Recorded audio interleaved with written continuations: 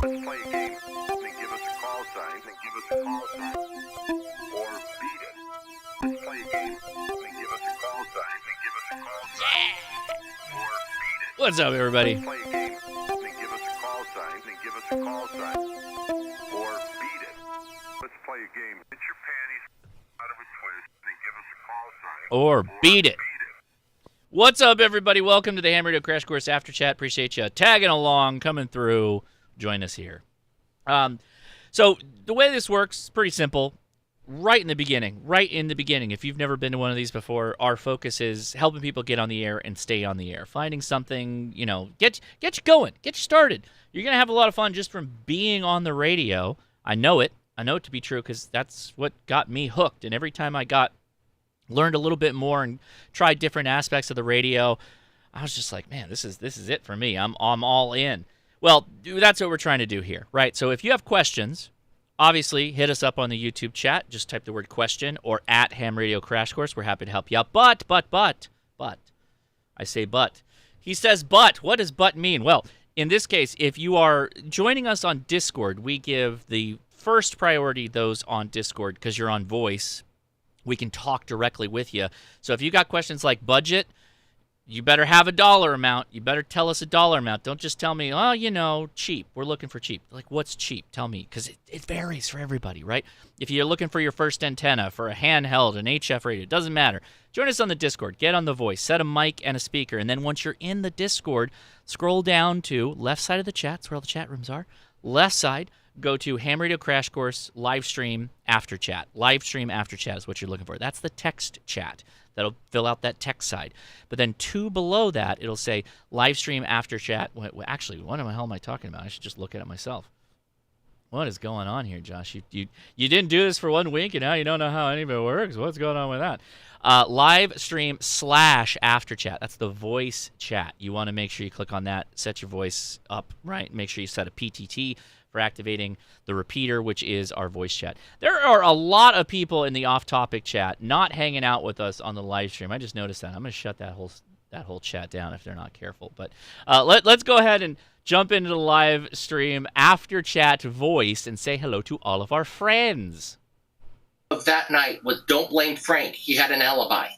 No, you always blame Frank. Yeah. It's kind of like Jim. You always blame Jim. Oh, that's good. We definitely wanted to put that on the live stream before getting started. Is always blame Jim. Always blame Jim. Always blame the Jim. About that. And never Frank. Never Frank. You never blame Frank at all. Hi, Josh. Frank, like Tank Radio Frank?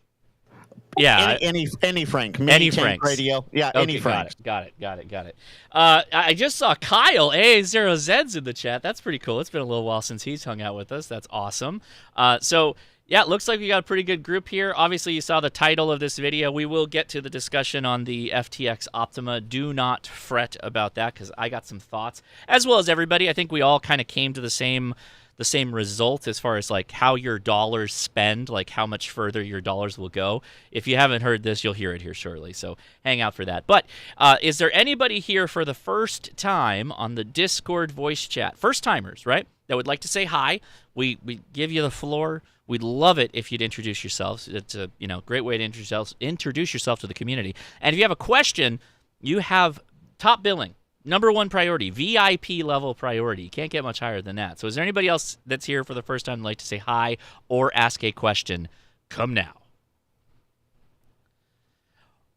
Ooh, maybe we all just go straight into maybe they're all just being quiet because they want to know about that Optima and them accessories. What people are doing with them accessories. No first timers, huh? Let's see. Oh, we got Eric in the chat too. Eric and I'll be messaging you, buddy. Coming up here pretty soon. Don't worry about that. Got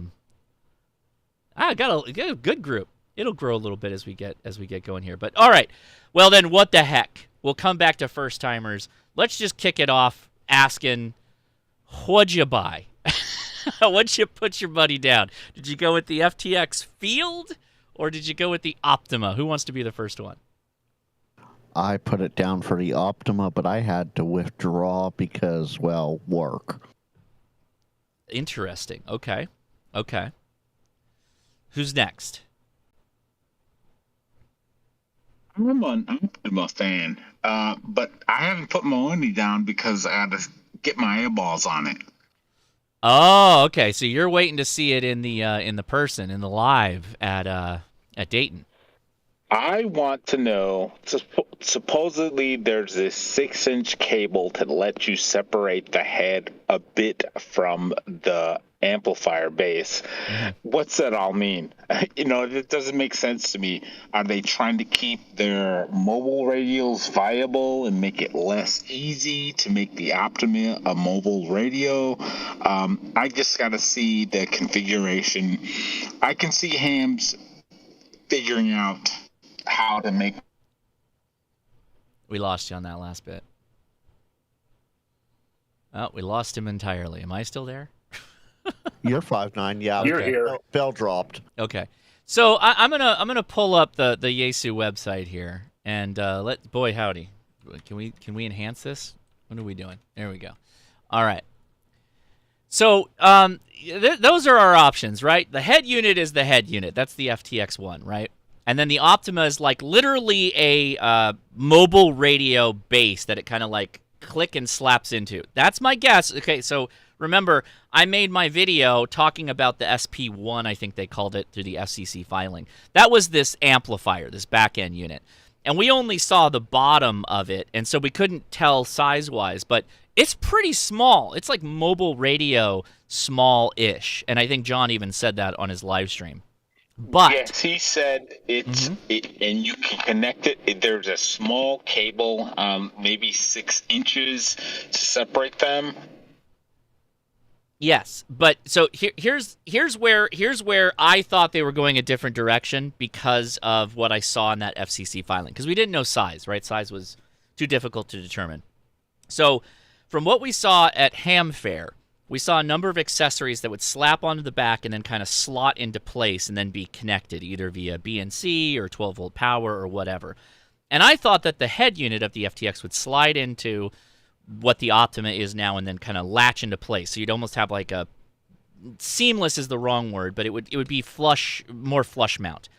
What it more is, and as we can see here, is it's like a mobile radio or like an 857 or an 891, where there's some kind of a click and slot, or there's you're going to put one end in with some tabs and then slap it forward.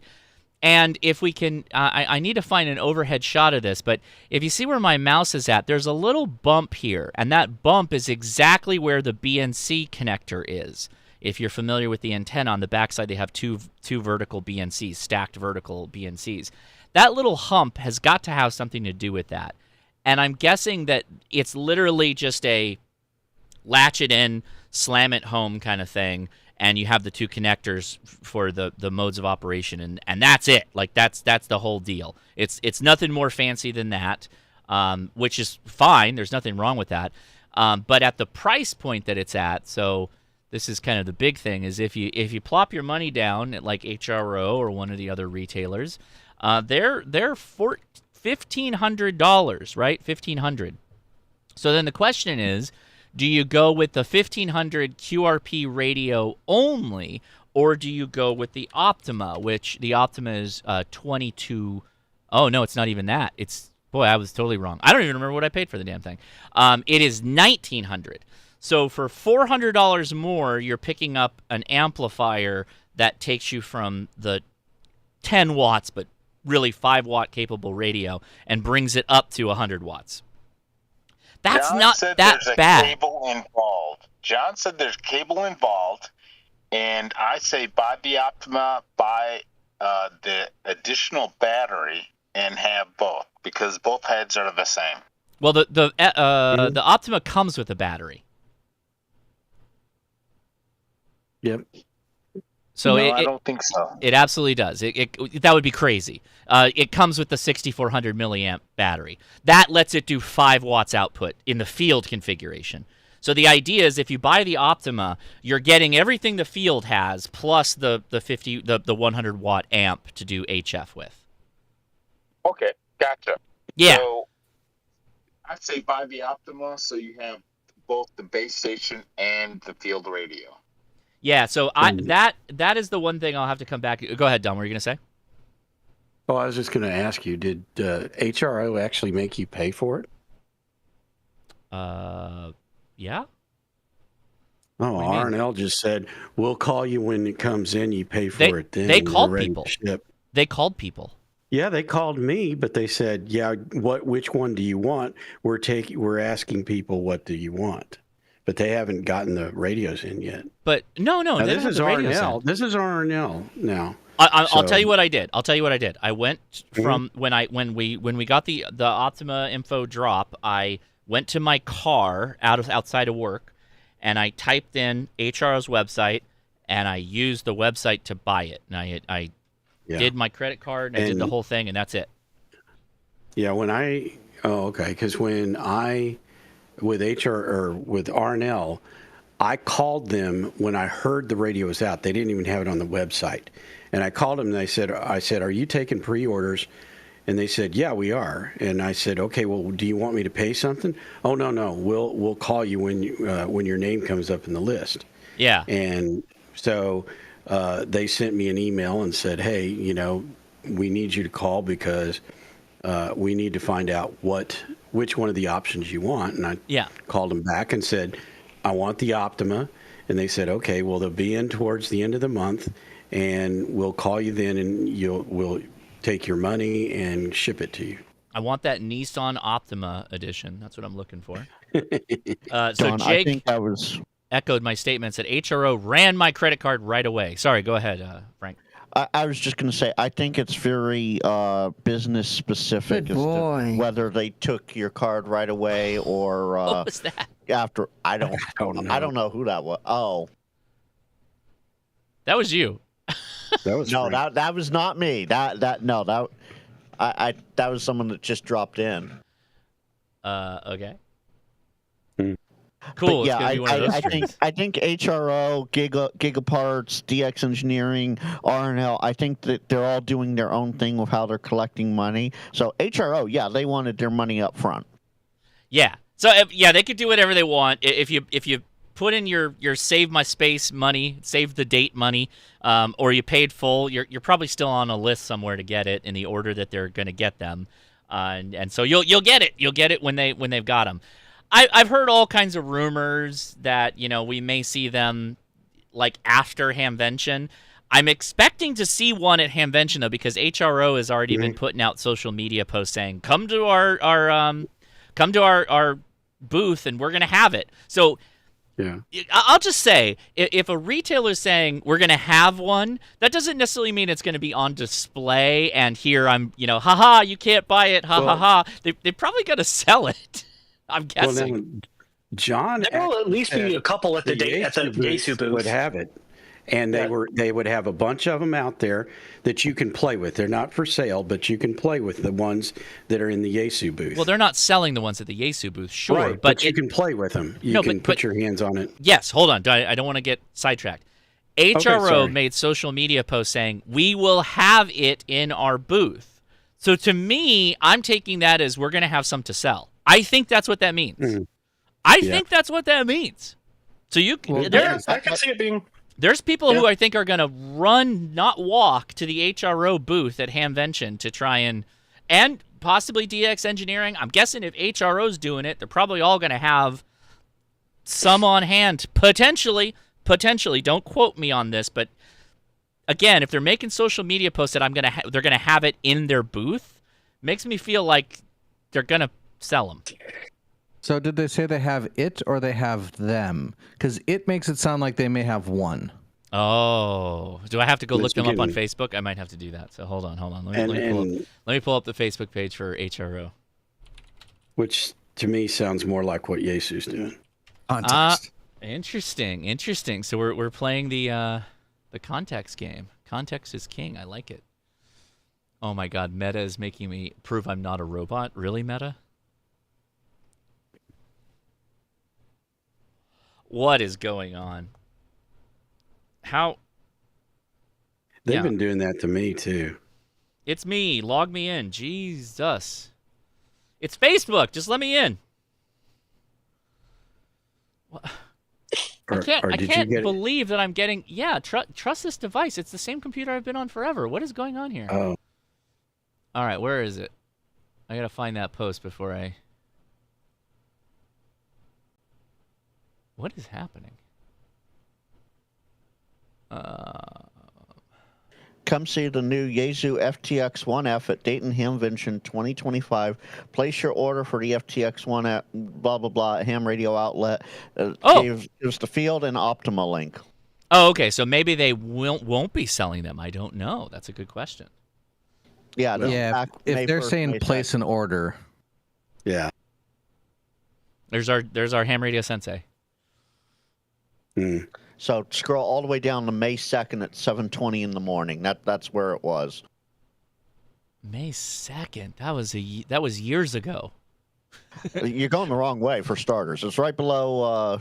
Keep going. You're almost there. Oh, this one. Yeah. This. Yeah. So, come see the new FTX-1F at the Ham Radio Outlet booth in Building 3 at Dayton Hamvention. What is the FTX-1F? So those are images, by the way, from Ham Fair that they're showing right there. But they're saying, okay, come see it at their booth. Okay. Don't know what that means, but a retailer having like why wouldn't you just let Yaesu have that? Don't know.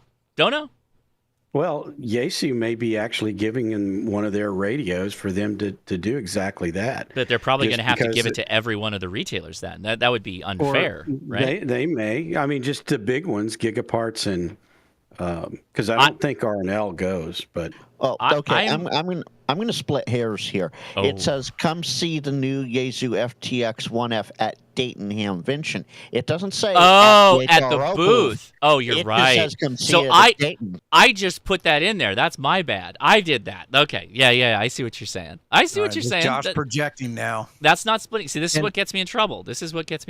So, you're projecting now, Josh. Okay. All right. I got so excited. I'm getting antsy in the pantsy about all this. Very excited. So yeah. Okay. Come to Hamvention. See the FTX.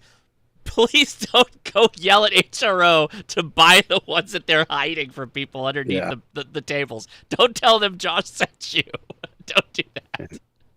Josh said the Facebook page has booth. You're gonna have booth radios to sell. Don't get me in trouble, everybody. Go. No, I'm not going to say that. Go look at this. 25. Wait. I'm gonna pause that. Look at all those cables, though. So that's the tuner. Yeah, that's the tuner. There's a control cable. Yeah, that's an HF tuner. Okay. I forget. I forget we've already gone through all of these images from Ham Fair. So, all right. Okay. So, don't blow up HRO or any other of the retailers. Don't get me in trouble. Come to Hamvention to see the FTX. It will be at the Yaesu booth. John Crook has already said that. Anything else that happens, who knows? I'm removing myself from the rest of that. I can say this with confidence because John said it. Come experience the Yaesu FTX-1 at the Yaesu Experience in there you the go. Yaesu booth. Now, every year... Can we... Please, jump in there. Can we speculate what this cable is? Because I put my $35 reservation in at Gigaparts, and then they emailed me like a week or so ago asking if I wanted to buy that or the Optima. And after watching John's first live stream, I commented on the video. I was like, this is awesome. I could replace my 891 and my FTM 300 with this in the mobile. Right. And then further down the comments, someone asked if there's a separation cable, and Yaesu's like, no. Yes. And then in John's video that he just posted, yesterday or the day before? Yes. He kind of talked more about it 100% not being made for mobile. But like, there's got to be a way, right? I don't understand. So, Mike, I don't understand that. I saw your comment. Yeah, I saw your comment. I want to see the thing at Dayton. But I also didn't feel like dropping $2,000 on a radio that I don't need. So two things. First, you asked, what is that cable? That's like the control cable for the tuner. That's like telling the cable, I'm transmitting now. Go do your tuner bits. Like go switch relays, all that stuff, right? Yeah, but that would have to be the same cable that would connect to the body. Okay. We got to speculate. Yes. So okay. John's latest video said there was going to be a separation cable short. Why can't it be elongated? Somebody will. Well, I mean, hams are going to find a way. Absolutely. Or if not, I mean, there's got to be like an adapter or something, that we can use. So, Mike, if you want, I think they're just not making it. Don't want it to be adapted. We lost you. You're like walking away or something. Are you on the right mic, Bill? Sorry. Can you guys hear me now? Yes, we can. I think that it's a short cable because they don't want to compete with their mobile radios. This is 3 times as expensive as their mobile radios. Why would they not want to do that? So, okay. Let's go back to Mike's comment that he was making earlier, right? So the question was, I bet there's a technical limitation. Mm-hmm. Well, okay, but let's break it down so everybody understands. So I'm going to bring back the page that has the Optima picture in it so everybody understands. So that's just a mobile amp. It's a mobile sized amplifier, right? Because again, the Sony guts, if you will, the guts of the radio are in the head unit. It's not the same thing as it being like an FTM 500, where the FTM 500 has a head unit, but most of the radio parts are in the body. And you're just exchanging data between the head unit and the body, which is kind of what Mike's talking about. Because I think where Mike's going, just hypothetically, let me paint a picture in words, that you could put the body of the radio in the back of your vehicle, in the trunk or whatever, and then you can run wires up to the head unit, and then the head unit could control the base. Now, for a mobile radio, a 50-watt mobile radio, that's easy. That's child's play. You buy a separation kit, you got plenty of wire, you make that happen. So John's comment was, to a comment, and is it specifically John, or was it the Yaesu social media account, Mike? I don't remember. It was, greetings, customer. Thank you for your... But it wasn't generic. John necessarily. We don't know that. No, it was Yaesu. Okay. Yeah. So they were saying that no, you can't separate the head unit from the Optima body. Now, the part that no. What do you mean no? It does separate. Well, it does, but you're going to my example of putting the amp of the Optima in the trunk and then running cables to the head unit like in your operating position. They're saying you can't do that. Am I understanding the comment? I'm trying to steel man the comment here. Well, so we don't have clarification, which is why we have to speculate. Okay. They just said it's not made for mobile, and there's no separation kit. Oh, okay. That's all. I mean, what I posted in the private chat the other day, that's all I know. John said the length of separation was about 6 inches. Yeah. But I mean, there's got to be a way. Like, seems... throw the amplifier under your seat where my 891's body is now, and run, whatever the DIN 6-pin or 8-pin DIN they use, and then you're feeding the amp with RF through coax. Like, well, so I guess that's I'm with you, Mike. Is that we remote amplifiers all the time.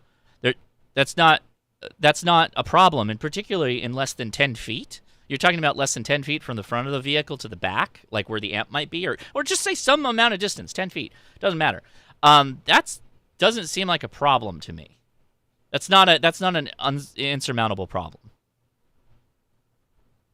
Yeah, there you go. Quirky QRPs on it. Not made for mobile? Challenge accepted. Absolutely. Yeah. And Mike, I think a lot of hams are thinking that. So Mike, you want to dive down the speculation train here? I'll dive for a second if Josh will let me, and it's related to the video. Wait, I have to do this before we actually. Where's my Discord? I have to pull this meme up immediately. If John doesn't know about this, I have to send this to him. Where is it? This is it. This is the best. This is one of the best live stream memes we've had in a long time. So earlier, is that true? That the Pope is from Dalton, Illinois? I thought he was a Chicagoan, but he's from Dalton. That's his place of birth. I Yeah. Well, John posted that to his Facebook. Oh, he posted this. Oh, that's amazing. Yeah, okay. All right. That's cool. That's amazing, dude. Wait. Yeah, I saw that in Facebook. Wait. Hold on. Now I got to back this up a second. All right. Little bit of hubris of John showing here. John posted this. Two of the greatest things from Dalton, Illinois, is himself and the he posted Pope. It himself. It's a scream. I loved it. That's awesome. That's funny. Good job, John. That's really good. I like it. They look a little alike. A little bit. You got to be a hardy stock to live up in that area, I hear. Apparently. All right. So my speculation, Yaesu is hiding something with this radio. Dun, dun, dun. All right. So if you go to the Yaesu official YouTube page. Oh, we're doing this. We're going full Scooby Doo on this one. We're going full Scooby Doo. Wait, I'm going. Where am I going? The Yaesu YouTube official page. Oh, I'm going to Yaesu. Okay, we're going to Yaesu YouTube. Mm-hmm. All right. So John what had. What the hell is happening here? Why am I doing Bing? What is going on here? Nobody wants Bing. All right, I'm going. I'm here. Okay. Wait, why am I not subscribed? Jesus. So, John had put out 2 videos prior to yesterday about the Yaesu FTX-1. They are no longer there. What were they? Both of them. Frank, what were they? They were talking about the radio, its features. He talked about how the control head was no bigger than the FTM 500. Oh, I watched that. Yeah, it was a joke, right? He had no. That was. I was thinking of Chuck. That was Chuck. Chuck did that because he was talking about watching John's video. Yeah. John. There were 2 videos about the FTX-1, and then the video that dropped 22 hours ago just dropped. Where are the other 2 videos? Prep Ham Paul and I cannot find them on. Where are the other videos? On the YouTube. They're gone. Where are the other videos? And they had some good information in them, but they're gone now. We're through the looking glass on this one, Alice. And he mentioned if it's the video I'm thinking of, he mentioned some comparisons with the 857 and some other radios too. Yeah. 991, 992. That may be why they pulled them, because they didn't want that said, and so that may be. But even Chuck was making a joke about that. Yaesu published the dimensions. It's the size of a 991 within a half inch on all sides. But John actually was mentioning the 2 meter and 440 part of the 857 in that video. Wait. The dimensions of the amp is the same as the 991? The whole unit together. As the 991? Mm-hmm. Right, yeah, so it's 8.4 by 3.5 by 2. I don't think 2.2 is right. It's essentially a half inch taller and then 0.4 inches narrower and 0.4 inches shallower than the 991 with the whole unit combined. Yeah, and at the end of that video, you're thinking of the 891? No, the 991. The 991 is... I know it's bigger than that. Wait. So that implies the head unit is taller than the 991? Do you mean the total top dimensions or the dimensions of the amp? Because the amp, you can see it on here, is like the head unit. Yeah. Oh, the head unit is the same dimensions as a 991. But okay, so in one of the missing videos, John said the head unit itself was just a smidge bigger than the FTM 500 and 510 control heads. Yeah, he said it was like 2 inches wider. Yeah, exactly. The second video is back up, by the way. I linked it in the... I'll link it in the live stream text thing. Oh, Paul. Hi, Paul. Paul, thank you. Because, this is where I was getting this, where did the videos go? Yeah, I just had to pull it up because it's 1714, I think it was, is where he says it's not full duplex. Yeah. That was something I noted. And then, but at the end of the video, he said something about the quote, don't call it a 992. But then he talked about the 991 before that. And then at the end of it, he said something about or towards the beginning, he talked about its comparison to the 857. And I could imagine that Yaesu didn't want that said for some reason. Interesting. Okay, so Paul, that's I pulled up the new video. leaflet. It's got the dimensions for both the Field and the Optima. So on the Field, it's 8.4 by 3.5 by 2.2. On the Optima, it's 8.4 by 3.5 by 9.4 inches. So the Optima sounds like it's pretty close to the 991.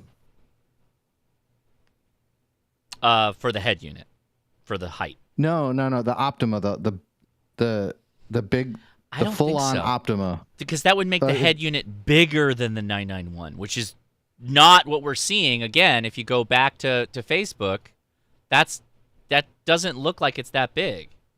Yeah, I'm looking at the leaflet published by Yaesu. It says 8.4 by 3.5 by 9.4 for the Optima, the full width amp. The Field, so just the head unit, is 8.4 by 3.5 by 2.2. We've got some PNC connectors there. We can measure. I mean, unless you don't trust the actual published information from Yaesu, I can drop it in the chat. That's just the head unit, though. The head unit is taller than the amplifier portion. Yeah. Yes. But you said 8.5 by 2.2 by 3 something? So it's 8.4. So 8.4 wide, 3.5 tall, and 2.2 inches deep is the head unit. How tall? Yeah, and then Derek said 3.5. the Optima is 8.4 by 3.5 by 9.4. So that's like it's 8 inches wide, 3 inches tall, and 9 inches deep. It's 705 that's mobile. size. That's mobile. The whole thing with the Optima is like mobile radio size. I think it's a little shallower than the 705. Sure, because the 705 has a shroud for the battery. So this has like no shroud. I can drop that leaflet in the chat if you want. Yeah, do it. So Kyle, who's in voice, I don't know if he can get on voice, says it right. Who cares how big the head unit is with that horrible looking waterfall on the screen? I like the 3D waterfall. I've been on record saying I like the 3D waterfall. You got to switch it to aliens mode though. You need it black and white, like you're in the Nostro mode, like looking around with the little alien hunter thing, or I guess aliens too. So you got to be on. I tried to like the 3D waterfall on cool. the 7-pin. I'll stick to 2D. Thank you. All right, Boomer. Okay, Boomer. I dropped the leaflet and the owner's manual. All right, here we go. We're going. Chat. Oh, okay. We're going with the leaflet first here. Oh, we got it. It's a PDF. Oh boy. While we're looking at the PDF. Who has ever taught Bill? You got to fix your mic again. You got all funky. How about this? Much better. I don't know what you keep undoing all the good work that you're doing. I don't know either, but I have a couple questions while looking at this PDF. Okay. And maybe Eric and Robert can answer this. So when everyone heard that this new radio was not going to be full duplex, I read a bunch of posts saying that the 500 and the 510 were already full duplex, and I hadn't heard this. So what's the truth in that? Is the 500 full duplex? John said in that part 2 video that you can use the 500 and 510 for satellite communications, not the FTX-1. The 500's not full duplex, though. It's not. He mentions it in the video that you can use it for that. Well, you can use it, but that doesn't mean it's full duplex. It's dual receive. Yeah, that's not the same as full duplex. He makes the distinction that the FTX-1 can and the 500 and 510 cannot. Or no, the reverse. Understood. I just read a couple of things, and I understand the difference between full duplex and dual receive. A couple of things say that they are full duplex. Well, okay, all right, hold on. When someone says you can operate satellites, it just means that you can't receive on the off band, the downlink band, the audio in your ears. Monitored or recorded for quality assurance or training purposes. Who is that? who I sent you a message about earlier. Oh, okay. Frank? Okay, so I always default to Patrick WD9EWK. He maintains like this master list of full duplex radios, and he says the FTM 500 is full duplex for satellite use. Okay, Eric, I'm going to have to disagree with Patrick there because I have a 500, and there is no way I am receiving another station while transmitting, receiving on the B band while transmitting on the A band or vice versa. I've read in several places that it's a menu item. I'm just surprised I haven't heard about it before. Does the FTM 500 offer crossband repeat? Yes, it does. Then it's full duplex. Okay, that's if you can do crossband repeat, if you can receive on 70 centimeters while transmitting on the same signal out on 2 meters for crossband repeat, then by definition it has to be full duplex. Well, there must be a menu option setting. As it is, you have to do certain funky things to get the crossband repeat going anyway, and it's dedicated to just crossband repeat, so it might be a special menu. But, you know, if I'm transmitting on 652, I'm not going to be able to hear myself coming back on 446 at all on the 500. Anyway, that's off subject from the FTX-1. Yeah, it's easy to test. Just start transmitting SSTV with an HT, and then start transmitting... SSTV on 70 centimeters with an HT, then take the FTM 500, put it on 152 simplex, start transmitting, and see if you still hear the SSTV come through. Okay, I'll have to do that with the 500 when it comes back from Yaesu for repair again. Go ahead, Josh. All right, so for everybody watching at home, what they said is not wrong. You can work FM satellites without a full duplex radio. People do it all the time. It's not recommended because you want to hear the receive side to make sure you're not stepping on somebody, right? So just keep that in mind that, yes, you can do it, but you shouldn't do it. You should use a full duplex radio, right? So that's what that means. You can, you shouldn't, right? That's the point.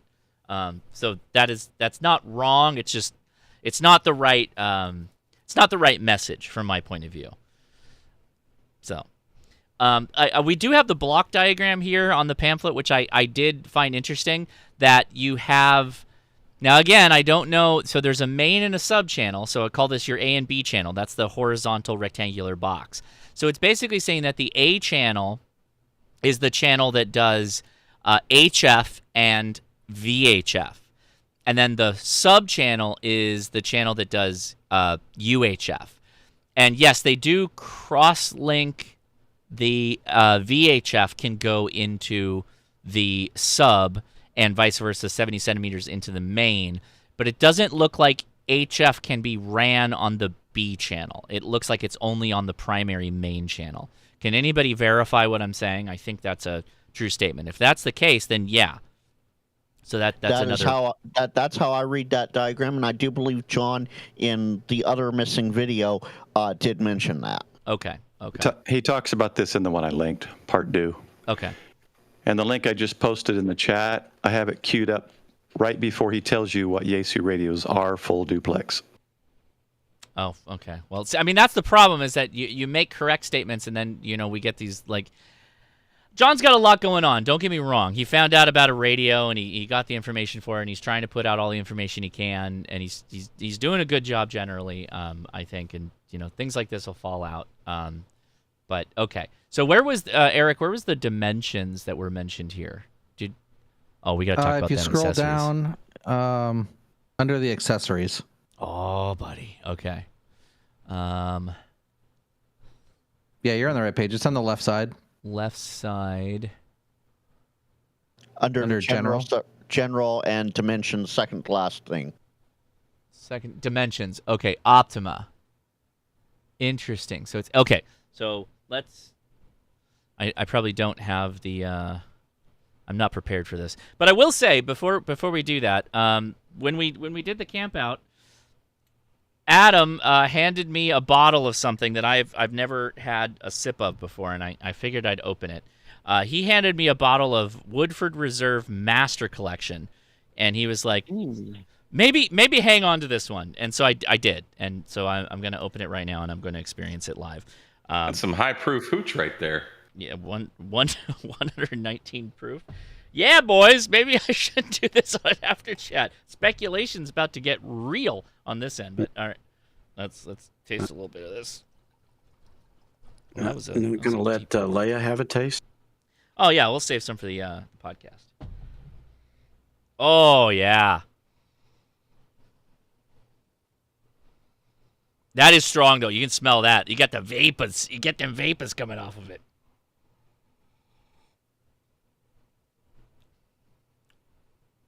Oh, it's surprisingly smooth for being very strong. You can smell it, though. 119 proof is a lot.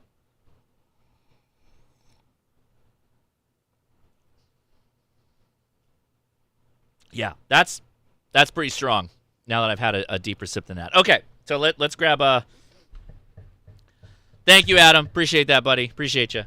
He's like, yeah, Josh is going to drink this on a live stream. It's going to get crazy. Wait. With you drinking that, does that mean the guy that had the harp raised that only affected K-Murder last year's coming back too? Oh, where's our space commando? So just thinking about that this morning when I was brushing my teeth. That came up on the camp out too.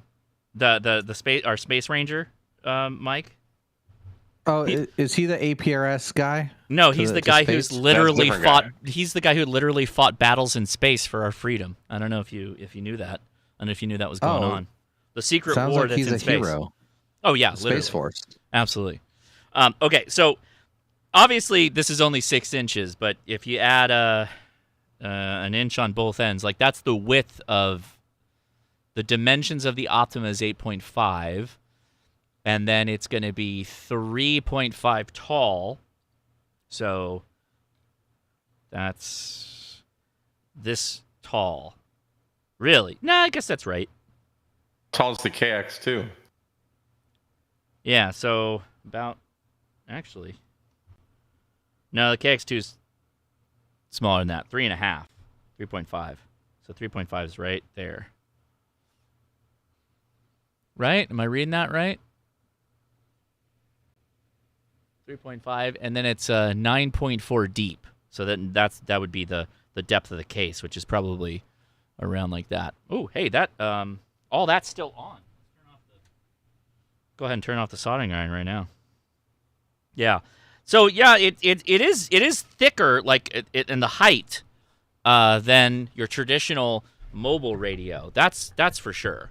There's no question of that. But now, Josh. Yeah. The real question, how many Baofangs tall is that? Now, see, okay, here's my problem. Everybody, here's my problem. This is not good, and I'm going to explain why. So, I'm back on the flyer here. How do we... Yeah, there we go. All right, so the dimensions of the Optima... It says it's 3.5, but the field is also 3.5 tall. Well, that's just the head unit then. It's not talking about the amp. The head unit is 3.5. So the body of the amp is... I mean, again, let's go back to... where's our... Yeah, that's at least half an inch to a full inch shorter. So that's like 2.5 inches, I'm guessing, or 2.75, 3 inches tall. So the amp is it's not as tall. Is what I'm saying making sense to me? I'm going to guess it's the size of the 891's body. And the way I'm reading that is the FTX-1 Field is 8.5-4 wide, 3.5 inches tall, and 2.2 inches deep, whereas the Optima is 8.4 wide, 3.5 tall, and 9.4 inches deep would include the amp. So Austin, yeah. I hear you. I hear you. That's exactly what it says. But the problem is that the Optima is the back end amp. The head unit remains the same whether you're doing the Field or the Optima. It's the same thing. So what we're kind of all back and forthing on is the body of the amplifier. After Josh, the head unit, I'm gonna down. side with Frank. Actually, here when you read this, and I'm looking at page 80 on the spec in the manual. It says the FTX-1 Field and the FTX-1 Optima. It is not distinguishing just the amp from the head unit. I'm not saying it didn't. The I'm amp not plus the head, so the amp is 7 inches deep. That's not what we're talking about. I'm trying to figure out the height of the amplifier. You guys, again, the head unit is the same, whether it's the Field or the Optima, meaning the dimensions, if you're maximally defining the height, which the head unit is the highest part, will always make the whole Optima appear bigger than it really is. But the body/amplifier is not as tall as the head unit, is my point. I just want to know what the height is. So I see 1.66 on the radio unit, 1.66 high. Have you guys looked at the picture? You look at the picture. The head, it steps down after the head unit. Yeah. Jagger, you and I are on the same page. DX Engineering spec shows 5.47 for the radio unit by 1.66 by 5.2. I would assume 1.66 is the height of the radio unit. Then if it's 1.66, then that is definitely like an 891. That is true. Mike, there you go. And somebody is saying in the chat, which is correct, you go and find the SPA1 part and look at the dimensions just for that one part. Oh, we can't do that. I literally did a video on that.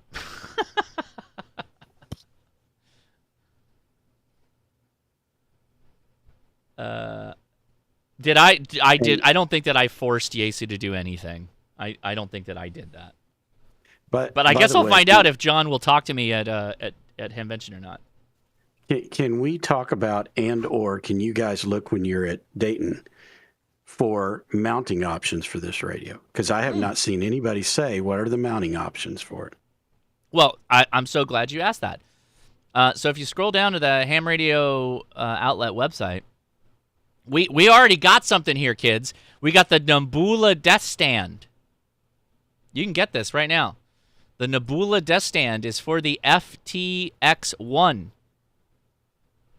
Truly? Okay. It's not Yaesu. It's just something they're saying that you could do it with. Hey, Don. Yeah. Oh, okay. Hey, Don. So, yes, Tim, go ahead. Do you want me to send you a roll of duct tape? There's your mounting option. That's not a bad option. Handyman secret weapon. Yep. Hey, Don, at least it includes a mounting option, unlike the 2730B. Go back to that mount real quick. How does that affix to the radio? It screws into the tripod mount on the bottom. It's not a Yaesu sanctioned product. It's just it's another. Yeah. It's on HRO's website for mounting. Don asked about mounting options. There you go. 20 on the bottom of the radio. Yeah. I'm more looking for how would you mount this in a car anyway. I mean, we've talked about separation cables. We don't know. We don't know. But what we do know. Good question for Dayton. Then. Yeah. What we do know. So this is an interesting thing for me.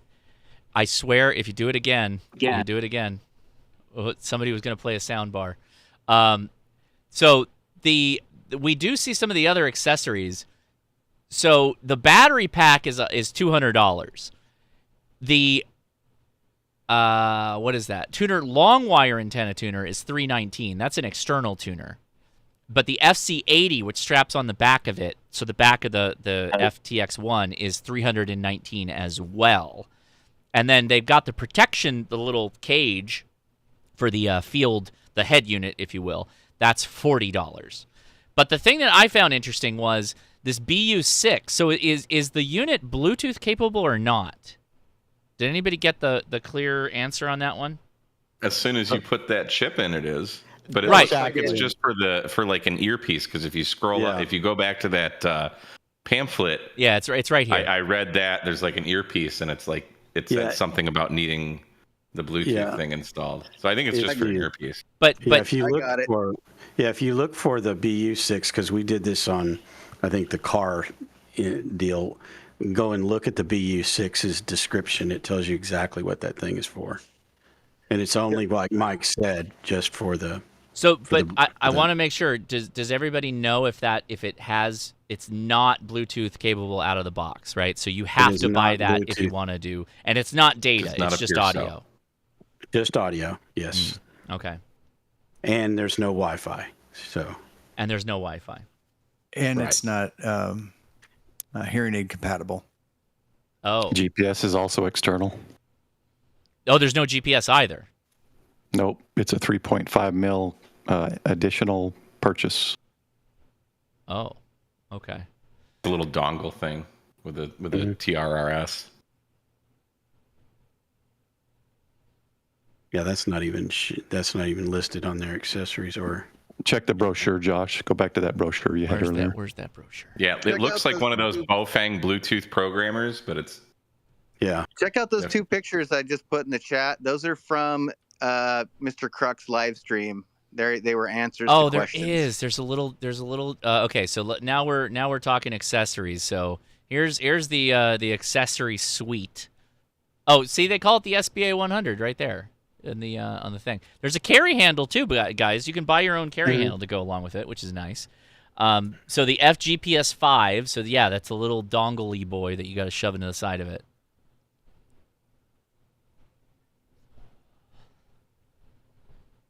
There's a lot of accessories, though. There's a decent amount of accessories here. Had something positive that I like that Yaesu did with this. I do too. I rag on Yaesu, but I own more Yaesu radios than any other brand. I like how they made this modular. Yeah. Yeah. I do too. There's some people in the chat not liking it, but like for me, I don't care about a tuner. I don't think I'd care about a fan. I don't think I'd the 705 doesn't have a fan. Does the 818 have a fan? I don't think it does. Well, I mean, it's like if you're doing digital modes. I think the idea is that you get enhanced cooling. So that's what it's for. But like the tuner, tuner, the fan, all that stuff, I don't care about it. It doesn't seem as modular, when you think about it. When you look at the tuner, you still have to have the control cable and coax going to it. So it's essentially like take a 705 and Velcro the Elecraft tuner or the matte tuner to the back.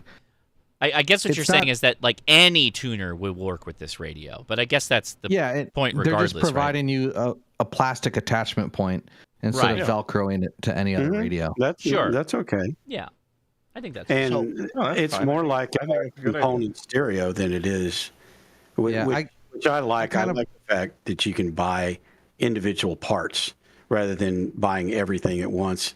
And if you don't, plus after spending $2,000 for the Optima, you're gonna need to save up a few more paychecks to buy the other things you want. Well, the thing is, I kind of would have preferred pogo pins, like where you just snap the tuner on and it goes over the BNC, and then the data's going over pogo pins, so you don't need 15 cables coming out of the back of your radio to use the built-in tuner. It just seems like it doesn't do it for me. Well, it's an external tuner that they're strapping on the side of it. I mean, or the back of it. That's really what it is, right? So while I agree with Mike on this, I like the modular system and everything. There are a couple nitpicking points, if you will, that we've had it in radios for how long has the 705 been out, for example? Why is the GPS and the Bluetooth not built in? Why are those external add-ons? I get the modularity of the protection guard and the tuner and that sort of stuff, but the GPS and the Bluetooth, that should be native in the It's your fault. No GPS means no APRS. No GPS means no FT8 too if you do things just on the radio. No. Well, no, it's still a computer. You still use your computer for time. Yeah, but say you're out in the field and you didn't bring your GPS dongle, or and you don't have an internet connection. You should always have your GPS dongle with you. That's what saved my ass when I was in Big Bend National Park. Okay, fair. My phone does GPS. But the IC705 has it built in. I can sync my GPS that way if needed for timing. That and the Bluetooth should be built into the head. To be fair, even if it had GPS built in, I don't think they'd let you connect it to your computer and sync time. I don't think any Yaesu radio does that. We don't know that yet. Like we don't know that yet. Right, we don't. That's why we're speculating. Yes. Yeah. We can't connect the FTM 300 to a computer to sync time. I can't connect my FT5 to sync time, but I can connect my 705. I can connect my ID50 to my computer if I need to sync time. That's my point. Just over the USB. Yeah. That's my point. It should be in there just for that. If you for some reason forget your GPS dongle, or like Snowcone said, JT Sync, if you don't have that installed for some reason, there you go. That's my only gripe about it. Yeah. Hey, Josh. Well, yeah, go ahead, Grayman. Speaking of speculating, check out page 76 of the manual. There's okay. We're interesting gonna dive into there. the manual because I don't think I downloaded that, so I have to go back up. Oh my god, I got to go way back up in the chat until where Eric's point was. Oh boy, see, this is why you got to. Oh wait, no, that's not it. Well, you just go to Yaesu's website and it's probably click faster. on FTX1. Yep, it was faster doing it this way. I found it. Okay. All right, I have downloading the manual. I want to come back to that comment from earlier too. All this speculation from these YouTube creators is why the companies don't want to work with them. I'll talk about that in a minute, but I'm going to leave that up there until I get to it. So if they don't want people speculating, they can always just give you the details. All right, page 76. 76. 76, yeah. All right, 76. 76. Hey, that looks like an ATOS antenna to me, boys. Yeah, right there. That's an ATOS, right? But look at the back of the field. Yeah, that's a very the keyed slots there. Yeah, you could easily build an adapter to mount that into a mobile. Yeah. I just don't know how. Well, so okay, so now we're speculating, right? Mm-hmm. Is the slots designed for smaller things to fit onto the back of the field, the FTX radio, or can it handle the strain of being the big thing on a mount that's going to be jostling up and down? Maybe the reason that they're not talking about doing a mobile is because that those mounts are not capable of handling that load. We don't know. We don't know right now. Well, it looks like from when you had that picture from Japan up, it looked like the back of the head, the FTX-1 Field, has a quarter 20 right in the center of it. Right, and that's probably the safer way of mounting it for sure. But they give you those slots, and you look at those slots as I did and go like, oh, well, that allows you to slot the head unit into something bigger. But if you're talking about a vehicle which is bouncing all over the place, maybe that structurally is not able to handle the kind of strains that would be put on it. I don't know. I would argue against that because that's going to hold the other things, if you attach the antenna tuner to it. But that's exactly what I was saying. Look at that picture, Jake. If you have an ATOS, you don't need a tuner. No. Like Lido, my microphone mount has those kinds of things. That's not what I'm saying. So you guys got to hear what I'm saying. All we've seen so far at Ham Fair, for instance, is smaller things getting attached to the back of the FTX-1, meaning the slots we know are designed to hold things smaller than it. We don't know that the slots are designed to hold itself up. The weight of itself may not structurally be able to hold itself if you put it into a rigid thing in a vehicle that's bouncing up and down, is my point. Yeah. So that's possibly why they're not talking about that. Yeah, that's all I'm saying. I don't know. It's totally a materials question. And all we know for sure is that you can attach smaller things to it, and then those smaller things were all connected to that quarter 20 connection like Mike mentioned, but not that the slotted things can hold the head unit up. We don't know that. But those smaller things are not connected with the quarter 20. No, I know, like Mike, if you look at the picture.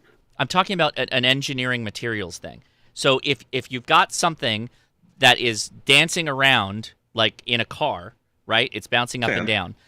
It's better to put the load under something where you have some structural stability behind it, like the quarter 20, like the tripod mount. I bet that's attached right to the chassis of the radio, right? It's strong. It's a stronger mount, is my point. But if you instead, I think that'd be fine. I think those slots would be fine. You think, but I'm saying if they're not talking about it, it's likely because it may not be structurally capable. I approve. Yeah, I'm not stating that as like, yes, this is true. I'm saying I'd love to see it, but I don't know. Maybe Adam's actually a materials engineer. So, where's Adam? Adam? To wait like 6 more days to see this. Uh-oh, did he bail? Oh, he might come back. Yeah. Josh, go down 2 more pages. You'll see the Bluetooth install, and it says for audio headsets. Yeah. Oh, so I'm gonna have to do that day one. I bought this Bluetooth headset thing too. Yeah, and you can have a commercial Bluetooth headset. It says in there too. I want that data though. I mean, if I can do data on my phone and connect to a radio and do WinLink, then why can't we do that yet?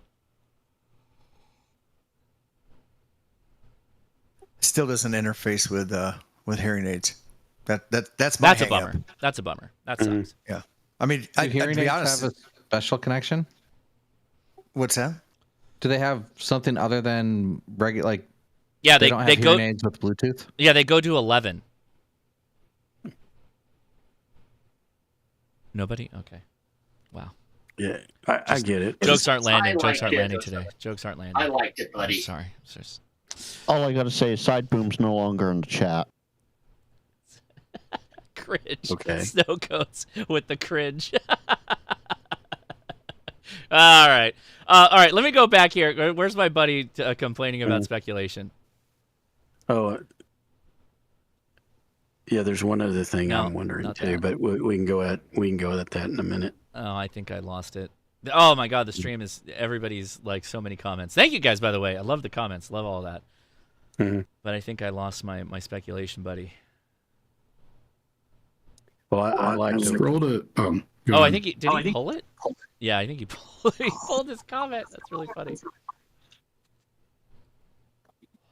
Go ahead, Don. What's your question, or what do you want to talk about? Well, I'm wondering, like, so you take this radio, because we had this problem with the 705, right?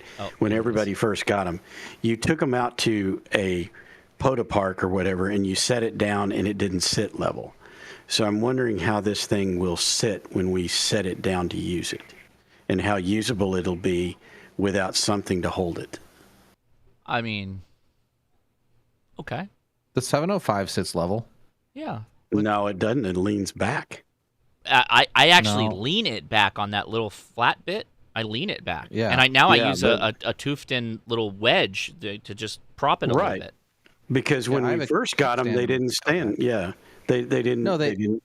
Yeah. They sit level, but you want them not level. Like, yeah, if but you just then, set it without a case, it sits level, and it makes it hard to see. So I think you're saying the opposite. Like, you don't want it to be level. No. What I'm saying is that when we first got them and we tried to set them back so we could look at it through, because it looked like that little, angle would be something it would sit on, and you try it and it just roll on down. But So the thing on this one is this one looks like it only sits level. And so how easy is it going to be to see and all that kind of stuff when you're just sitting on a park and you just want to operate the radio, right? I don't know. Grab a stick?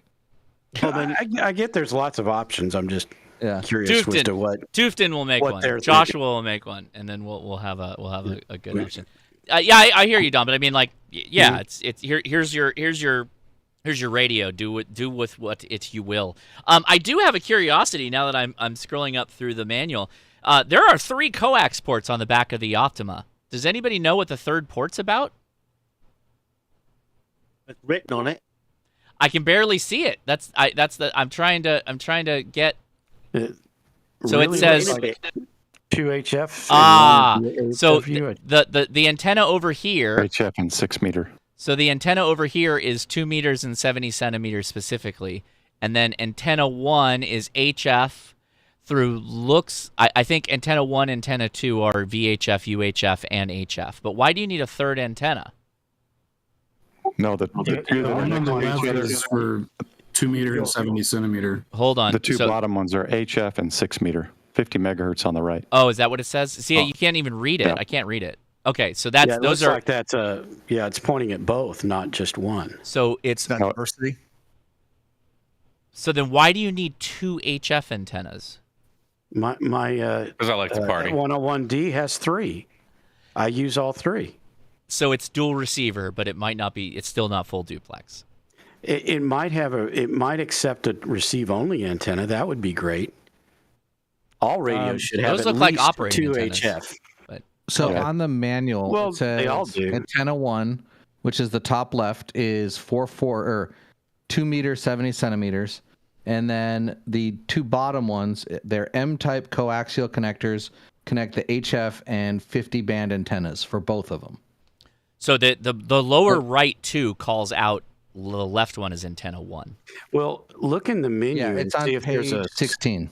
Yeah. No, is there a selector to select between the two antennas? Like a switch? Antenna 1 and 2? Oh, maybe it's got like 857 vibes where you can switch them back and forth depending on which antenna you want. Page 76 does show it. Press function knob, touch antenna to switch between antenna 1 and 2. There you go. All right. Does it Very say cool. how to set up for a receive-only antenna? Well, okay. I'm not that as interested in that one. Not that it's not. Oh, cool, I am. I know. I am interested in the page down one more, 77. A big exclamation says, the FTX-1 Optima cannot use auto-tuning with the ATAS 120A. The which one? I'm trying to figure out why it would say that because I don't read anything else about it. Well, John because it bypasses the tuner. It's saying it's not going to use the internal tuner to tune the ATOS, which is good. You don't want that. You want the ATOS to tune itself to resonance. Right. So that's completely reasonable. Okay. Yeah. And in fact, there should be a switch where you set up the tuner to switch between a tuner and the ATOS. And from what I remember John saying, the ATOS will not work with the internal battery because it needs more. The ATOS needs more power, so you need 13.8 volts. Oh, on the stock battery, the latch 2 battery. Yeah, I can see that. I think someone on a recent stream broke it down. I think it's like 3 volts tuning down, and I think it was 8 or 10 volts tuning up. So it needs the full 13.8 to tune up. It's over 10 to go up and under 8 to go down. And according to the manual, it draws 5 amps. Yeah, either way, the stock battery pack's not driving that.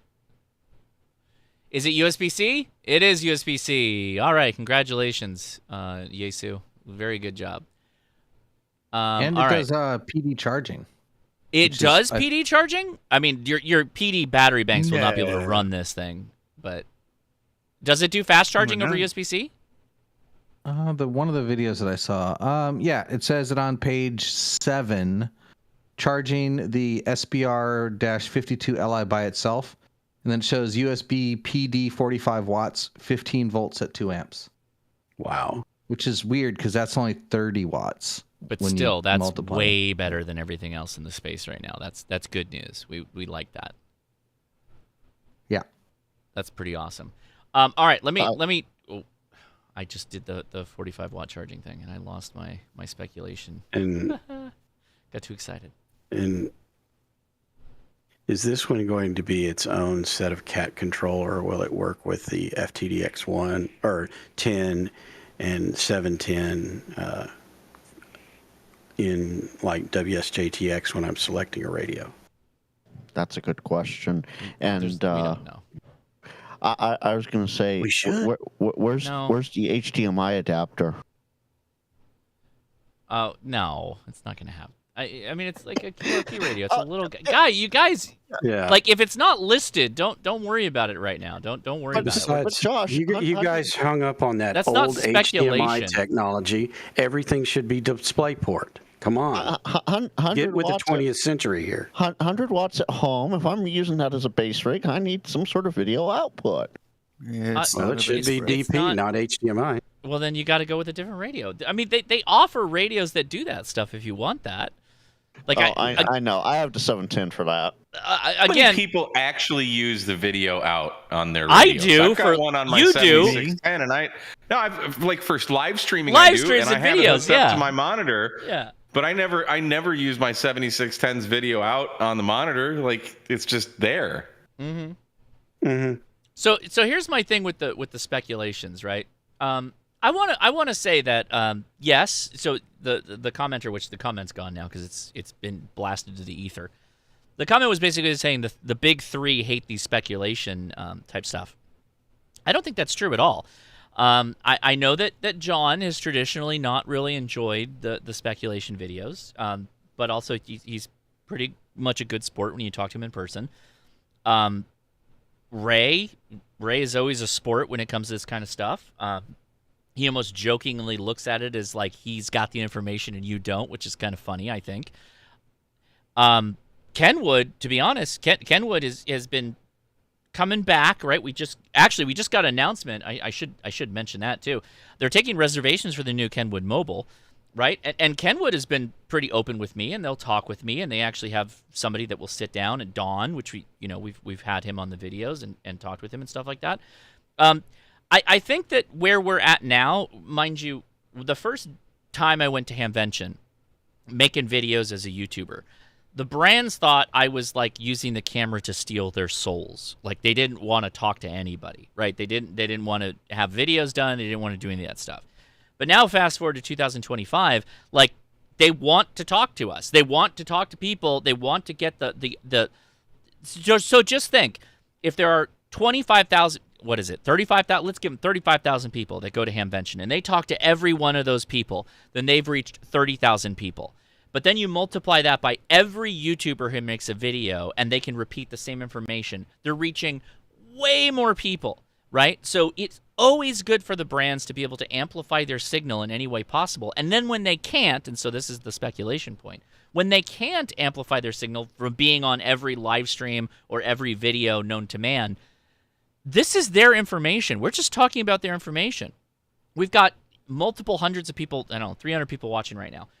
Those people are all engaged in this product. They're excited to see it. And even if it's something that they're like, nobody's poo-pooing this radio. We all are excited about it. We all want to see it. It may not be the radio that we ultimately buy, but it's all good. Like, it's all new technology. And we gush and gaw over all these like new technologies because it's fun and it's good. It's all good for moving products and all that stuff at the end. It's a lot of fun. And we poke fun. We poke fun with my little speculation thing, absolutely. But again, we're having fun.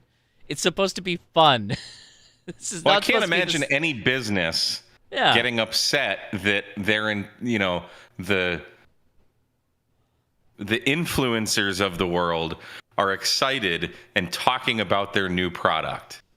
If none of us were talking about the product and I was a company, I was Yaesu or ICOM or Kenwood, I'd be pretty worried. Right? Like we're all excited. We're all nerds. We're like, what could this do? That's literally in our DNA. We want to see how this will solve our problems, and we're excited about it. That's like fundamentally one of the most important things you as somebody who produces a product is where people are thinking about how your product fits into what they do. That's like the most like. I'm so on the fence of whether I'll actually buy this radio. Whether I do or don't, I still think this is a freaking cool radio, man. Oh yeah, right. And Josh, I mean, you were talking months ago about this being modular and being able to hook up an amplifier to it. And no, put that on. It's exactly what they did. I didn't say that. Someone in the chat said that. They said, okay. we're attaching accessories to it. Why can't we go up? And I was like, oh, that's a fantastic idea. Yeah. I didn't really think about that. Yes. So like. This is all cool things. Like, this is all good stuff. This is exactly what we want. This radio. I think it's freaking awesome. Yeah. So I think the manufacturers want you to speculate. So they announced this radio August of last year, right? I think Yaesu announced this radio August way too early because they want people to talk about it, saying, don't buy the ICOM 705. We're coming out with a radio. Yeah. Save your money, save your money. And if they didn't want you to speculate and do that, then they just shouldn't announce it. Look what ICOM did. Was it last year at Dayton where they had the 7760 in parts underneath glass? And they literally write your comments on this sheet of paper and put it in this box.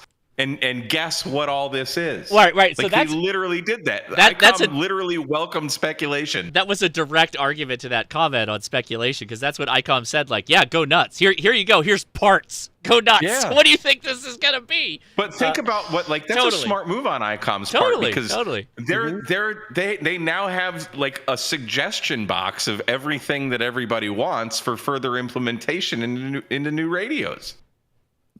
ICOM's also soliciting on X. They posted, hey, what do you want to see in the next ICOM radio? Yeah. Well, I just think watch this stream and add everything we're talking about into your next ICOM field radio.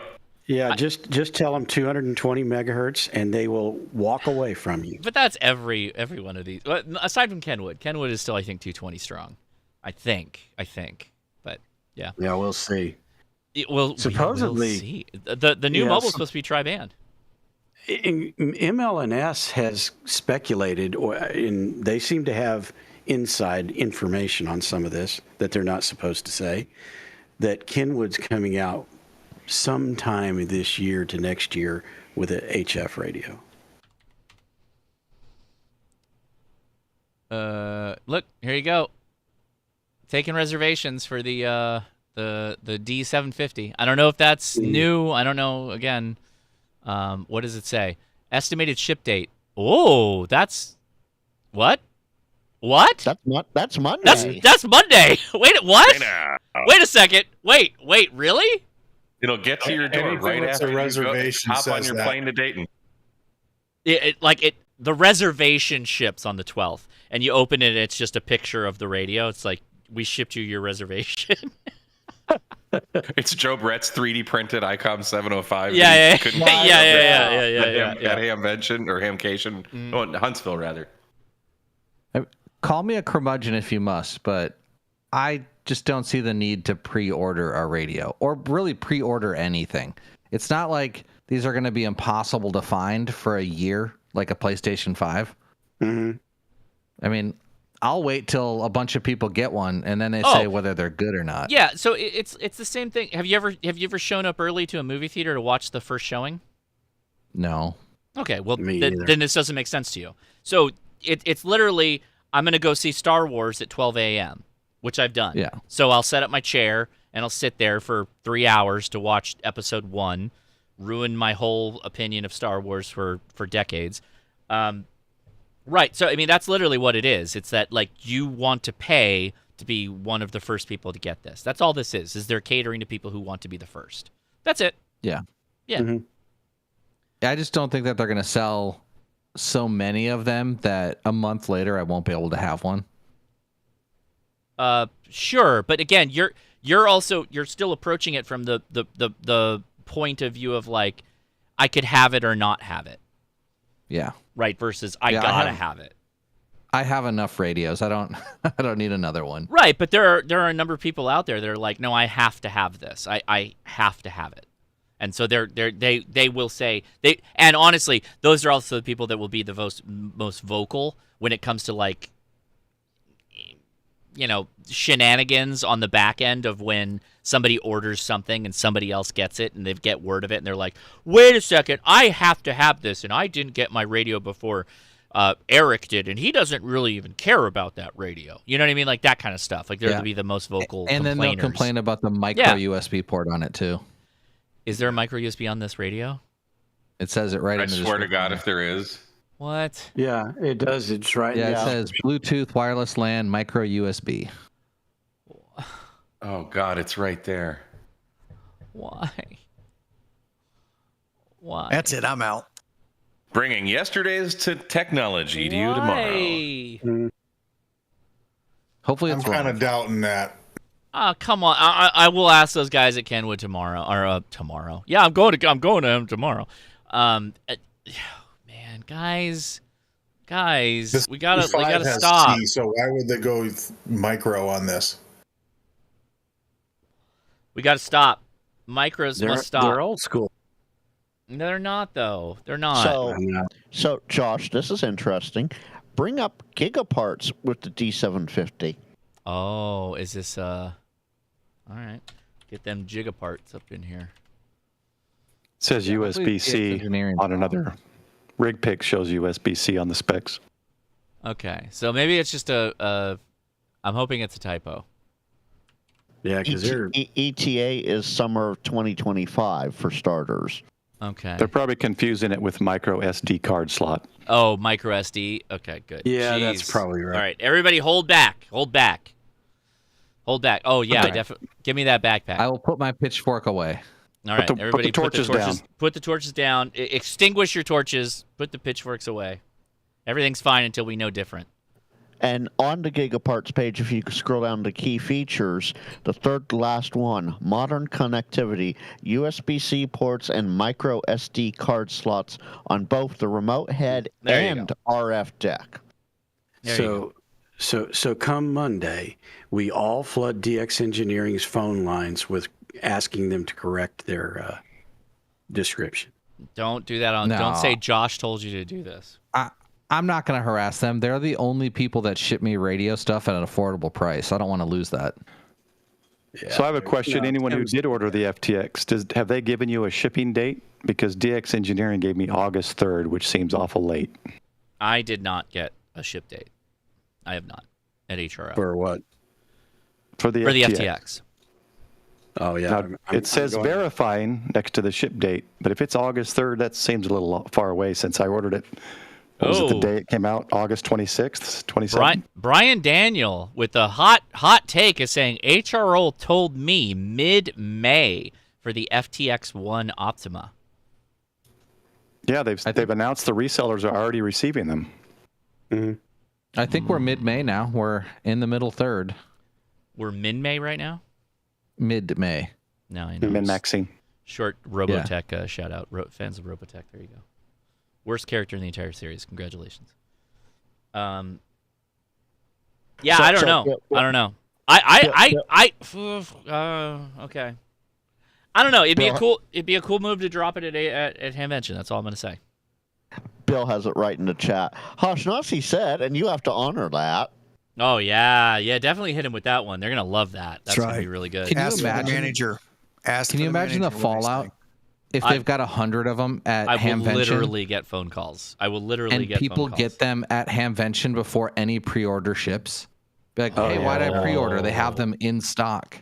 I'd cancel mine immediately. Yeah, that'd piss me off. Are you kidding me? Seriously?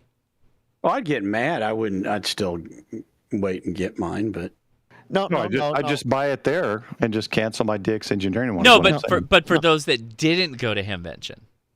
Yeah, I would be pissed. You'd be pissed. Well, and not only that, it's very likely they'd have a run on them, and not everybody at Hamvention would be able to get one. So, could you imagine there was like there's a Black Friday brawl for the FTX ones at Hamvention? Dudes with scooters are just demolition derbying each other, trying to get the box out of each other's hands.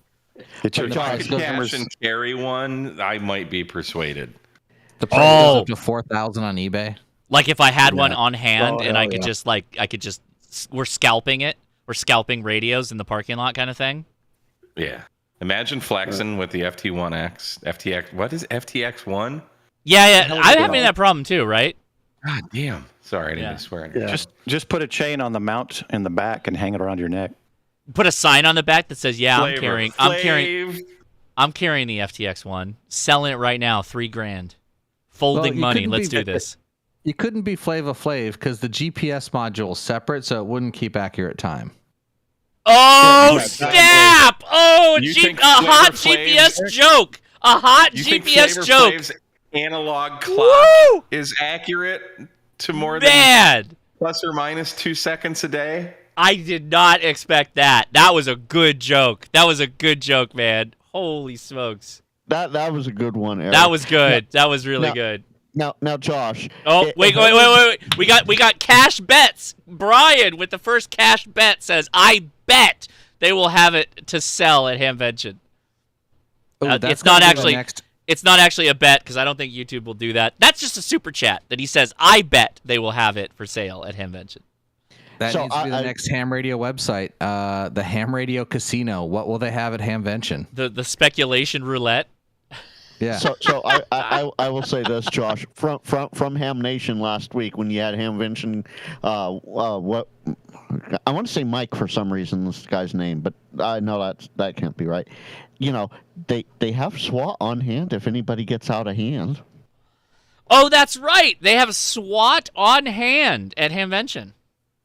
Did you know that about Hamvention? That they got the SWAT team on standby. Didn't know it.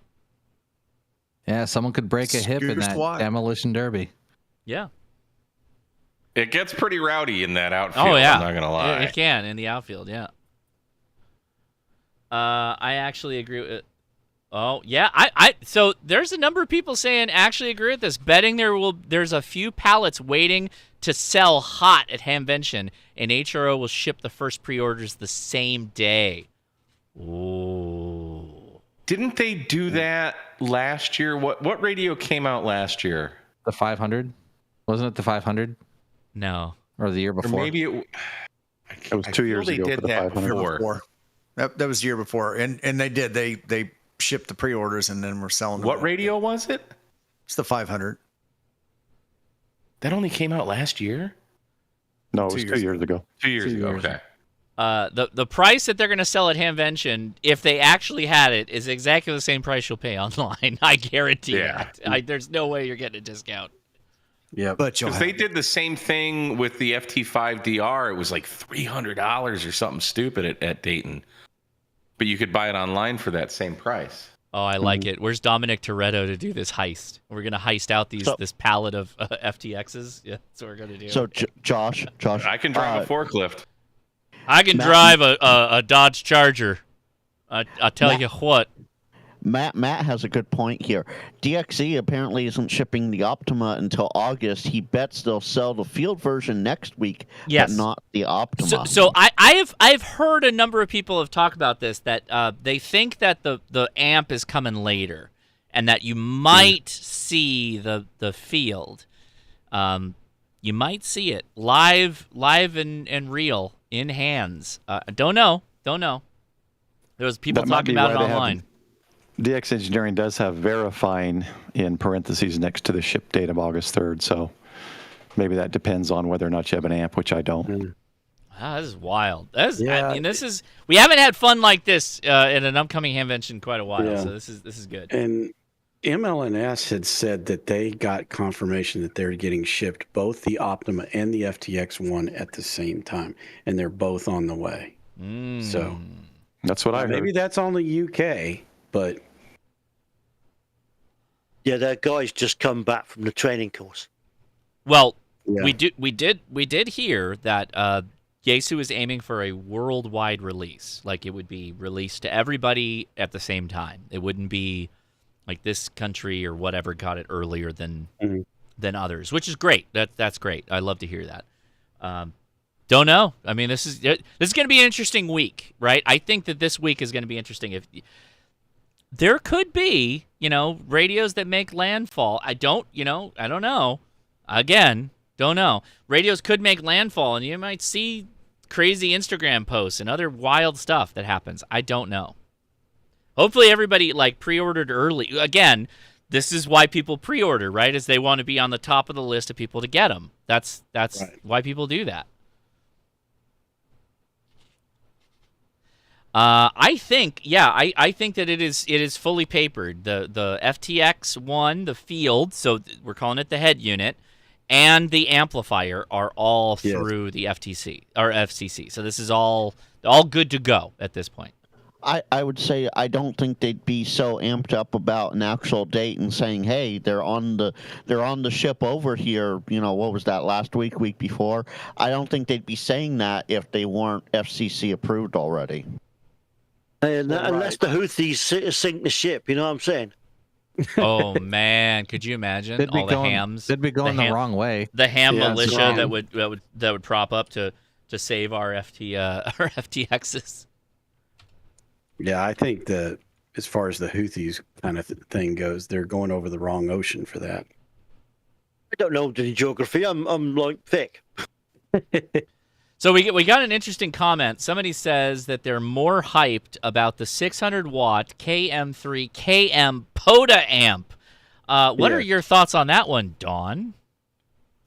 It looks okay, but to me, it's just I don't see the point in getting 600 watts on a POTA myself. But yeah, I see it. It's really okay. Yeah, anything less than 1,000 is uncivilized. Hell yeah, dude. You ever run full legal limit out of the back of a pickup truck, my man? It's a lot of fun.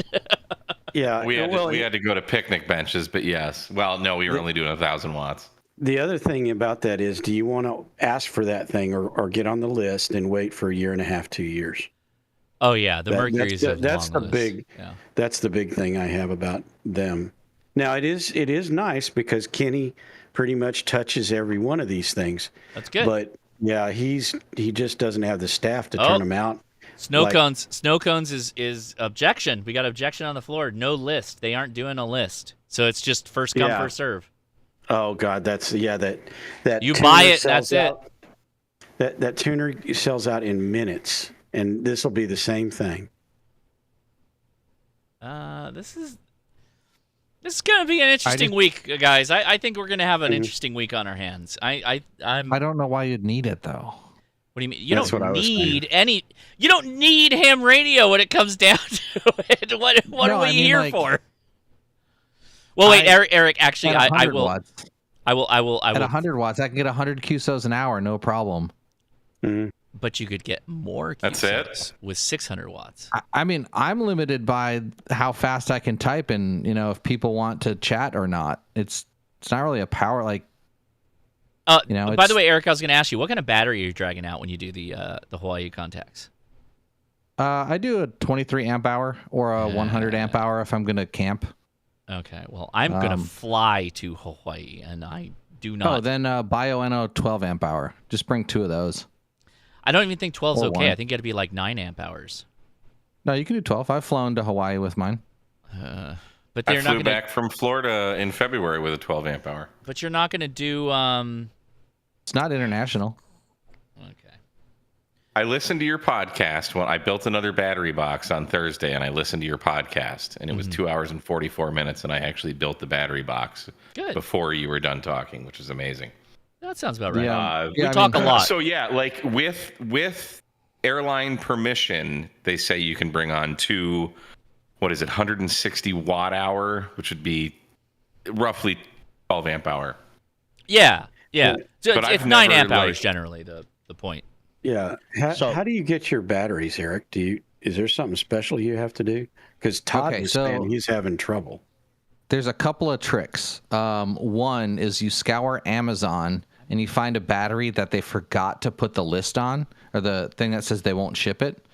That's how I got my 2 100 amp hours. Is I just found one that didn't have it. It was like $95 to ship each battery. And I said, okay, I'll spend $300, buy the battery, pay $95 for shipping, and I'll get my money back in a week when they don't ship it. And I bought 2 of them, and they showed up on my door like 2 days later. Nice. Otherwise, you just have to find, I think, BioEno. If you buy it directly, it's either BioEno or if you buy a BioEno from Chameleon, I think they ship. My 23 amp hour I bought from there's a battery store on island called Battery Bills. And there's one on the Big Island as well. You pay more, but you can walk to their store, buy a 23 amp hour Dakota, and be out in 10 minutes. So let me ask you a question.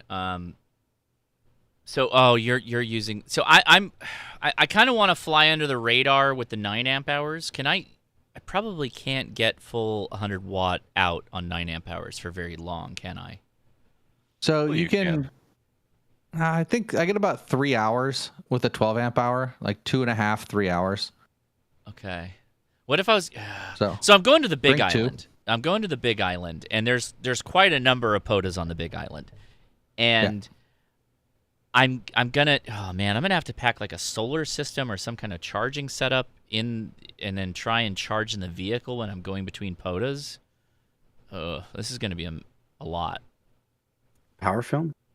Yeah. Oh no, I've got it. I can pack a power film. I don't have a problem with that. Maybe that's what I'll do is just take the 9 amp hours and I'll power film them. Did you decide what radio you're bringing, Josh? To be honest, if I can get my hands on an Optima, I'll drag that thing out to Hawaii. I'll do that. I got no problem doing that. That'd be amazing. That'd be a lot of fun. Yeah.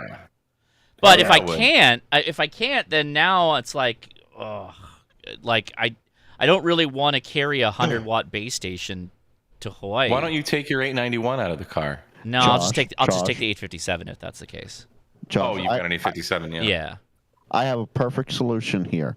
Perfect. The geekiest guy. He's in the chat. He lives on the Big Island. He says just borrow one of his batteries or a charger. He lives next to Volcano. He lives next to Volcano. Which one? There you go. Kilauea? Are we talking Kilauea? Is that the volcano of probably the today's national park? Oh, then okay. Geekiest guy, are you on Discord? Can you DM me? Can you imagine how trash the musubi would be if I brought it back to the mainland? Come on now. Okay, so judge me if you want, but yeah. I like getting the local deluxe from McDonald's. It's pretty good. I can't imagine eating at McDonald's when you have a Zippies. Get out of here, my guy. No, but for breakfast, is Zippies right open? out. Okay, okay. But the local deluxe is scrambled eggs, rice, Portuguese sausage, and Spam. Oh, that's legit. That sounds pretty good, actually. Yeah.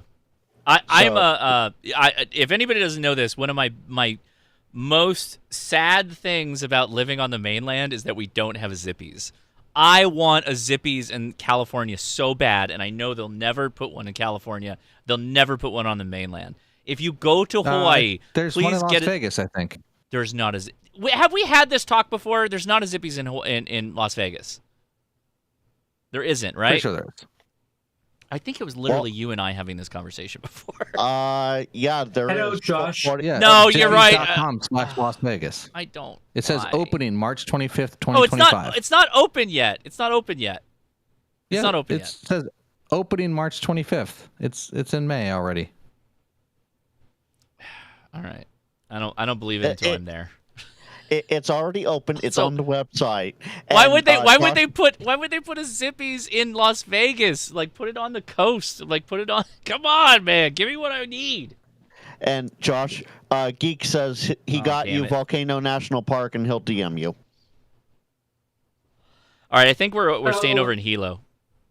Yeah, if you were coming to Oahu, you wouldn't have to bring anything. I have more radios and more batteries than you could possibly want. I know that. I would bug you if I was going to be on the same island. I appreciate that. Thank you. Yeah. Okay. What antenna are you going to bring though? I think I'm going.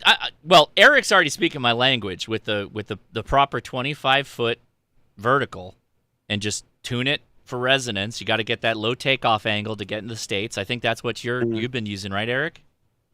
I use a variety of them. A linked dipole I bring out sometimes, but it's hard to go wrong with that quarter wave vertical. If you do it near the beach, I'm getting, I think, like 96% efficiency.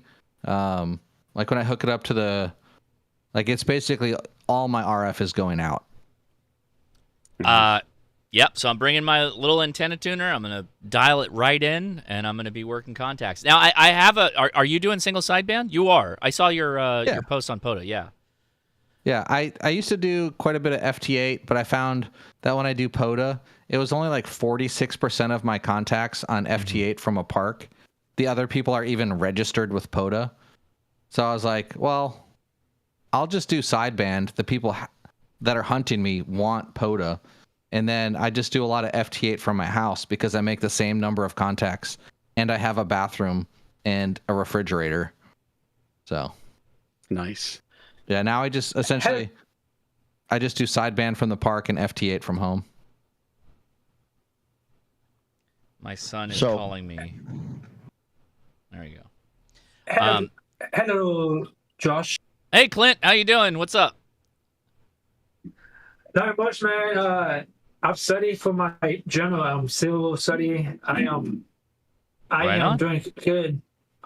Also have extra mobile ham wires, like extra. I mean, like I have antennas outside. I have an extra antenna and a no antenna. I'm just getting ready for the survival. You know what I mean? Kind of.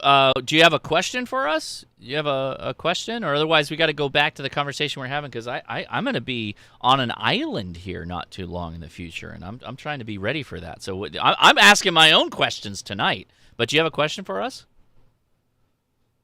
Yes.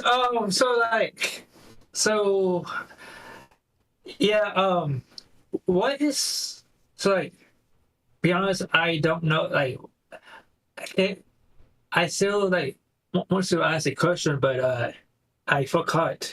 Want to say, like, don't I just like wait? Maybe wait.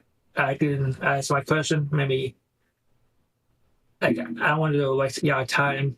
Nothing. No, I mean, hang out for a little while. We're gonna go for a while. I'm probably not gonna end here until 9 o'clock at least. So you got another hour at least, because my wife's not back and I can't do the podcast without her. So I won't be leaving to do the podcast until she gets back. So yeah, feel free to hang out. You know, we're talking about right now. We're talking about Parks on the Air. So I guess I can remove my speculation banner for a little while. But yeah, we're just having fun. Yeah, hang out. But I do have some important things I have to lay out here. So thanks for hanging out. I appreciate it. So to go back to Eric for a second. You're 100-watt base station with 12 amp hour or 100 amp hour, which I'm not going to have anything like that. Yeah, I normally use a 23 if I'm not going to be out all day. 23 is already a little too big. So I think I've got like 2 9 amp hour bio-NOs that I can bag up and I can get on the plane and get to where I'm going. And I guess I can bring the solar panel and just keep switching them back and forth. Like that's not a big deal. And then I can run anything. The thing from Buddy Pole, like the solar charger thing, that would work good.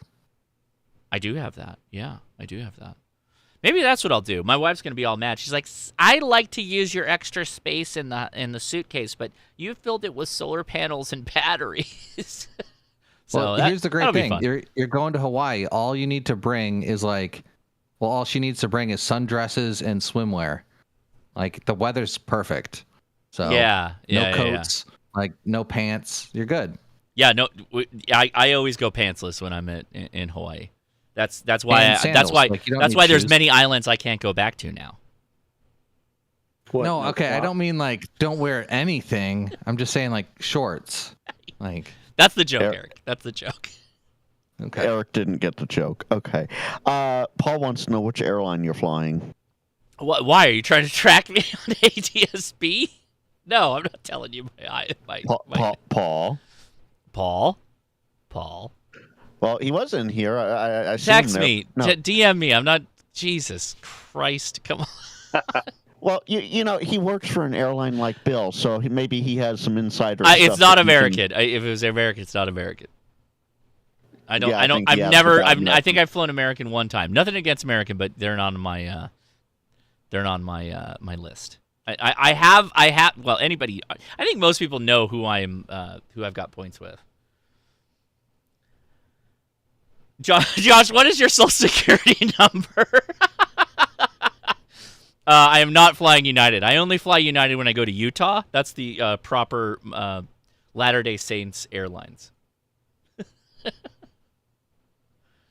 So right now, I think, which is kind of crazy to me. This is a little wild.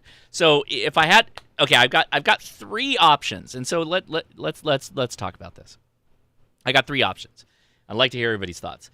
I've got a 705, right, with the 50-watt amplifier, which 705 I know really well. I can do digital modes, lickety split, no problem. I've got the 857, which will do 100 watts, and then I have the QRP station, which is the Lab 599 with the 50-watt amplifier. So is 50 watts just not enough, Eric? What do you think? Fine. You're fine. Okay. It depends. I've never failed a QRP activation in Hawaii. Not once. Okay. I was really worried about this. All right. I did the Hawaii QSO party in 2023 in the QRP category and made about 950 QSOs in 48 hours. Oh wow. Okay. Only 850 counted for the QSO party because I got a bunch of dupes for POTA, but. It comes down to what kind of QSOs you want to make. How, like, at 10 watts sideband, you can do an activation. It's going to take a little more effort, and instead of making 100 QSOs an hour, you might make 30 or 20. On a bad band day, you'd probably want to break out the FT8. And remember, it's more about whether you're breaking somebody with a noise floor like yours, or you're breaking somebody that's got a noise floor like mine. And you also have to remember, Eric is sort of cheating. He has that KH in his call sign, so people hear that, and they're going to answer him no matter what. If they can hear him, they're going to answer him. Whereas if you spot on the POTA page, they know you're in Hawaii. You can also do /KH. Well, Frank, I'm going to be spotting. Also, it's my call sign. Yeah, that's true. But, just in general. Yeah, it's like when I go out to POTA and I want to make a lot of contacts, I just use K8MRD. Right, yes, and that's the best way to get contacts, truly. Mike's being like, I don't even work that park. How did I get credit for that? And don't forget, send all hate mail to k8mrd@icloud.net. That's right. Yeah. The one thing that you have to kind of just be cognizant of is the bands aren't the same. A lot of people come to Hawaii and it's the middle of the day and they try to do 20 meters because, hey, it's the Midwest or the East Coast and 20 meters is fire during the day. Oh, but it's already dead for them. Well, like if they're midday in the East Coast, 20 meters, they'll make loads of contacts. Right. But if you're trying to do 20 meters at noon in Hawaii, you're going to struggle hard.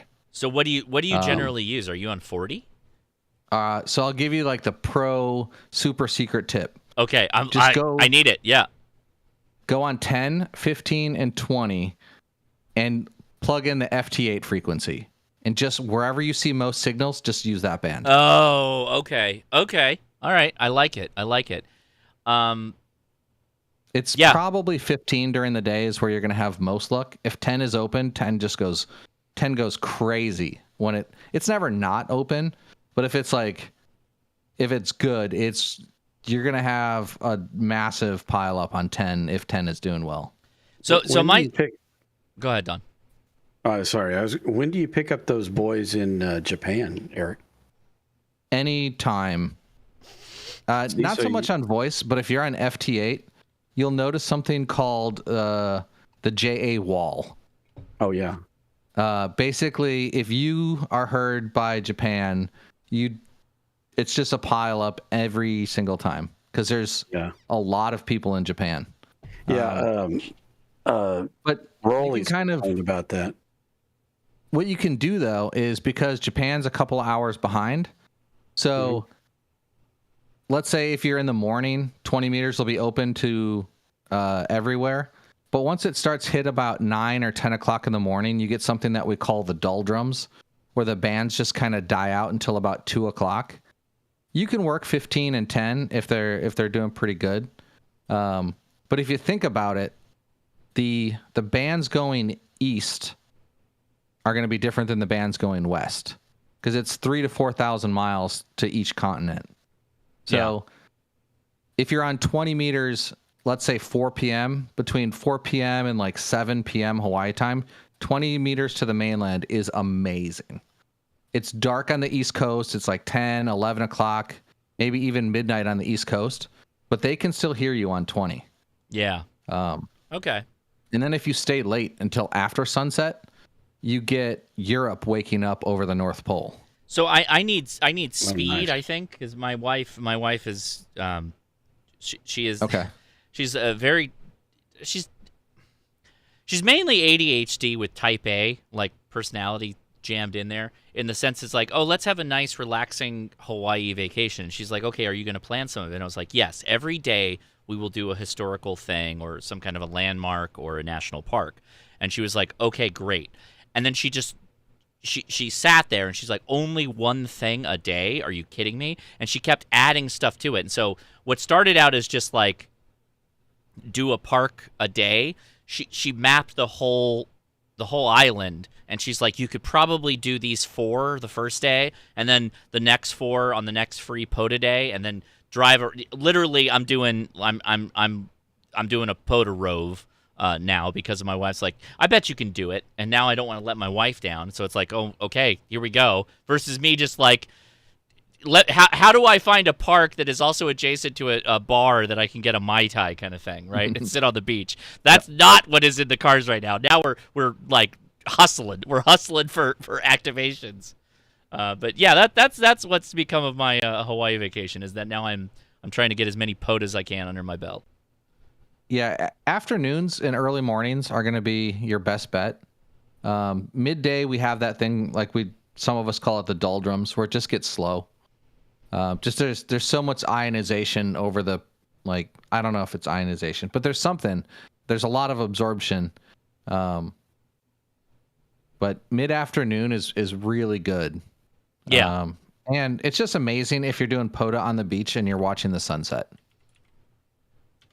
Oh yeah, I mean I would love to do that, but at the same time it's like I'll at that point it's like I'll just set up at the hotel, because we did get a nice little spot to run some radio from. That was one thing. She was like, oh yeah, let's get a hotel that we got a ground floor room with a huge patio kind of thing, and we'll set up there. I was like, if you're staying at I think there's a hotel on Volcanoes National Park, you can just do POTA from the hotel too.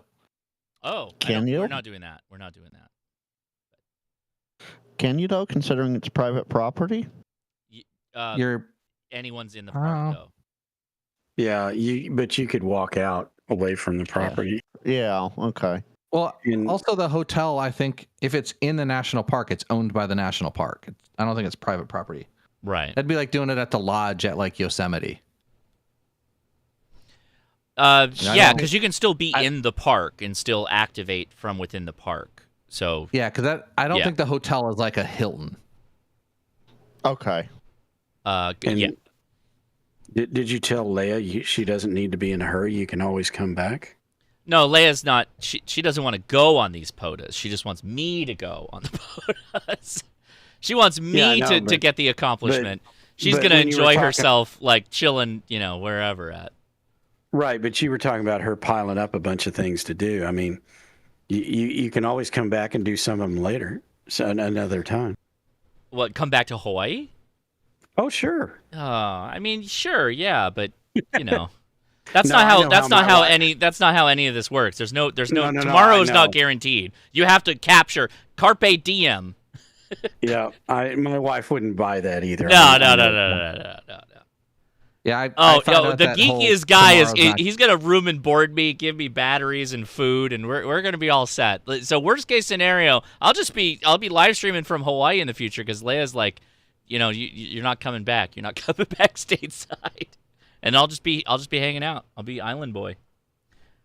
My wife wanted to stay in Monterey. It was hard to get her to leave. Dude, Monterey's pretty sweet. It is. Yeah, she loved it. The easy way to get her to leave Monterey is just show her what her property taxes would be. She didn't care. That was my problem.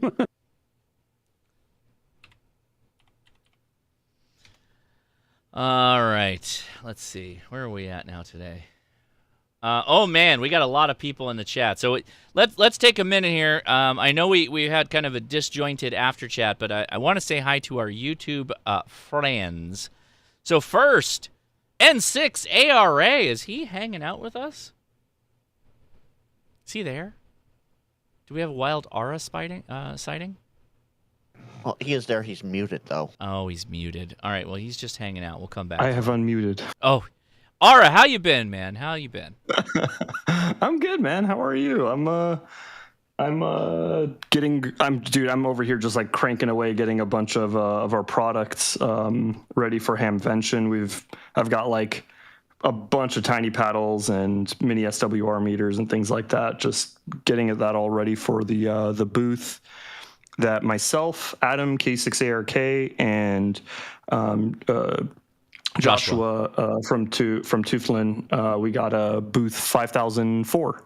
So if you're going to Hamvention, definitely swing by our booth. We're all going to have our products for sale there, and or just come say hi. We'd love to meet you. I will be there, and I will be with folding dollars to buy all the things that I don't own yet for all the radios that that I need accessories for. Joshua in particular, with his little 3D printed stuff, yes, I do have an example of his great work. So check this out.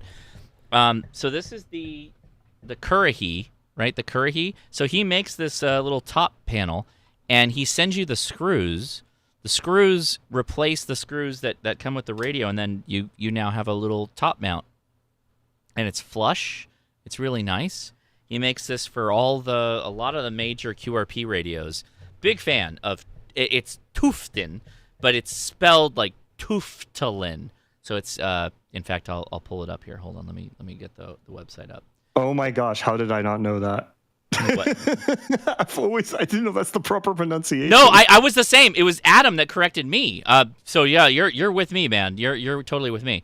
It's Tuftin. Yeah, I'm with you. Don't get me wrong, but yeah, he's got all these little cool little projects. But so here's a KX3 magnet cover, and you throw that on there, and there you got a nice little protection scheme for your KX3. He makes this for a myriad of radios. He's got a CFT-1. I don't remember the CFT-1. I don't even think I had that radio. Holy smokes. But I do have this one for the Lab 599. Yeah, so he's got a number of cool things. Really cool. So clever, man. All his designs are incredible. You know, that is a really good way to refer to his stuff as clever. I like that. Yeah, it is clever. It's a really, really cool stuff. Really cool stuff. I'm trying to see if I'm in the ballpark here for. Oh yeah, we got FT8s, boys. We got FT8s hard. All right, so let's see. Are we? Oh yeah, pretty good. All right, I need to get my. So sorry, Ara, I was cutting into your time there. So what else is going on with you? I don't want to cut you off there. Oh yeah, no worries, man. No problem at all. Yeah, and I think the other thing I was going to mention was I just released part 2 of the Tiny Gawant antenna series earlier this week. It is 48 minutes long, but it is a technical dive into essentially a bunch of lessons learned and trying to understand how the heck this antenna even works.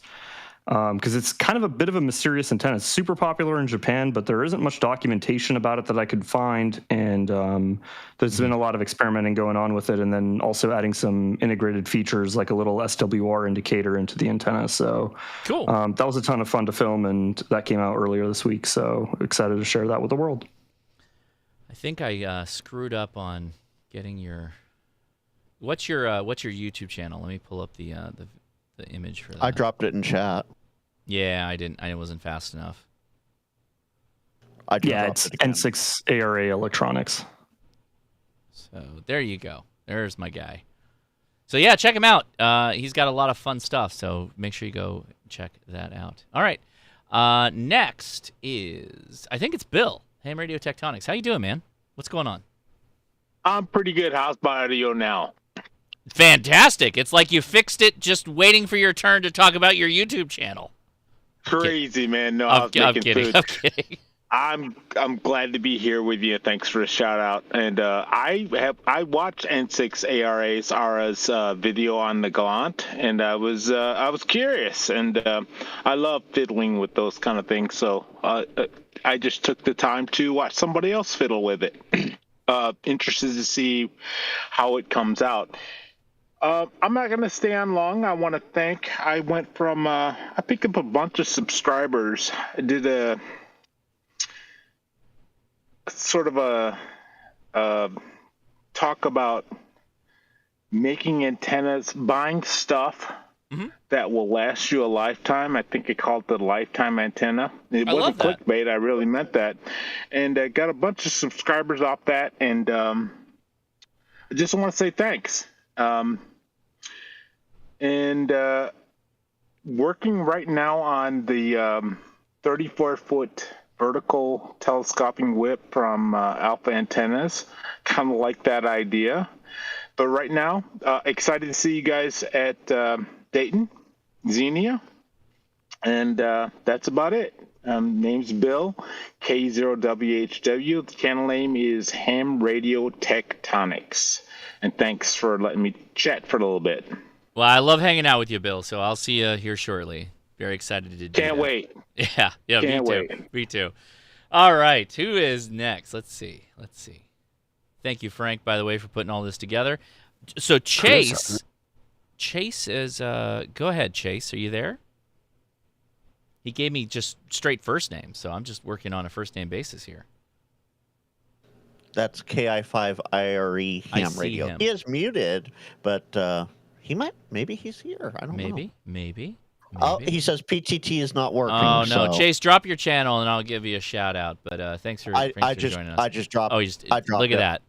Frank is the best wingman. So let's hey, shout out to Chase. Oh, I know Chase. I said hi to this guy. And I am subscribed. Chase, I know who you are. I'll see you in Dayton, man. We'll see you soon. Hopefully, I mean, yeah, come say hi. Right on, man. Cool. All right, next. Yeah, I saw him in the on the audio here, and I went, I gotta put him in there. Oh yeah. Dawn N5SKT is next. How you doing, man? What's been going on with you? Didn't Chris and Rob before me? No Chris tonight. Oh yeah, Digital Ranchers above him. I didn't see. Did Rob? You snuck in here. What? No, I don't. Well, he's been talking for a little while. Oh, so I've been in here. Yeah, let's go to Rob. Frank's not on top of it tonight. Let's go to Rob, and then we'll go back to Don. I've just got a couple of items here. Of course, looking forward to Dayton. Can't wait to see everybody and hang out. I'm going to be hanging out for a couple hours on Saturday at the AMSAT booth, so stop by and say hello. I am also going to be hanging out for a little while at the Carlson Roof Tower booth. I've been doing some work with those guys. I'm using their tower as part of my ultimate satellite ground station build. So I've got that going on. And something else, just, because there's not enough going on at Dayton, I've decided I'm also going to run Mesh Core in addition to Meshtastic.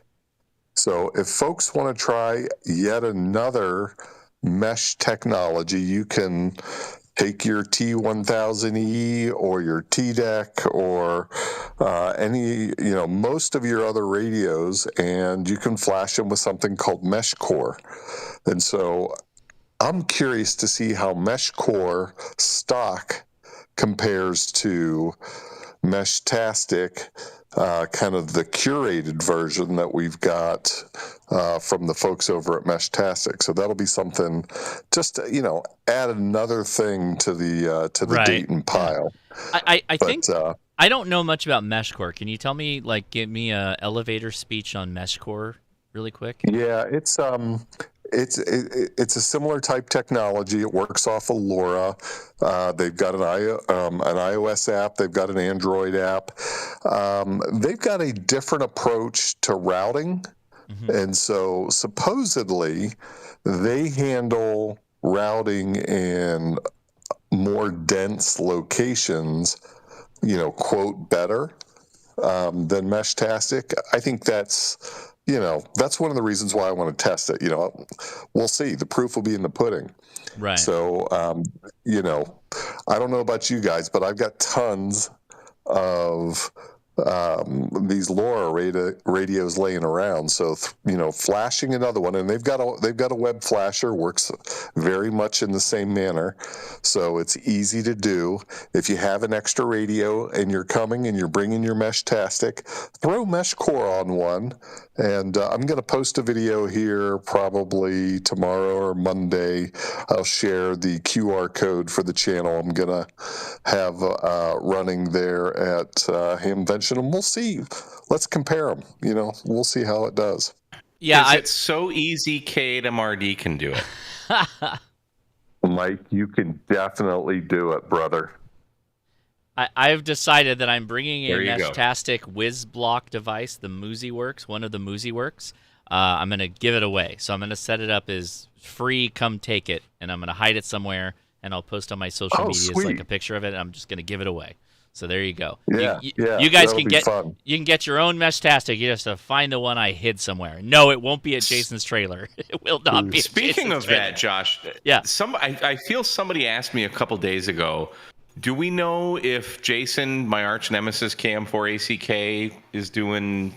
Yes, we do know. Yeah. No, we are not. We are not doing the Hamvention challenge. So a little bit about Jason. He's very busy at about this time of year, and he was double dipping like crazy to make it all work the last 2 years. And honestly, 75%, actually probably more like 90% of the effort was put in by Jason. Jason did an amazing amount of work. I was really just the sounding board and try to get the signal amplified more than anything. That challenge was amazing. I feel bad that I couldn't commit more time to it and be a better, partner in it. And so we'll bring it back.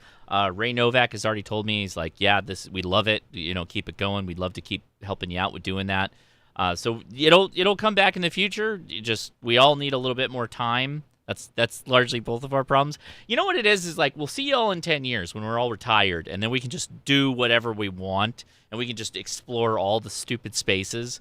But we're not there yet.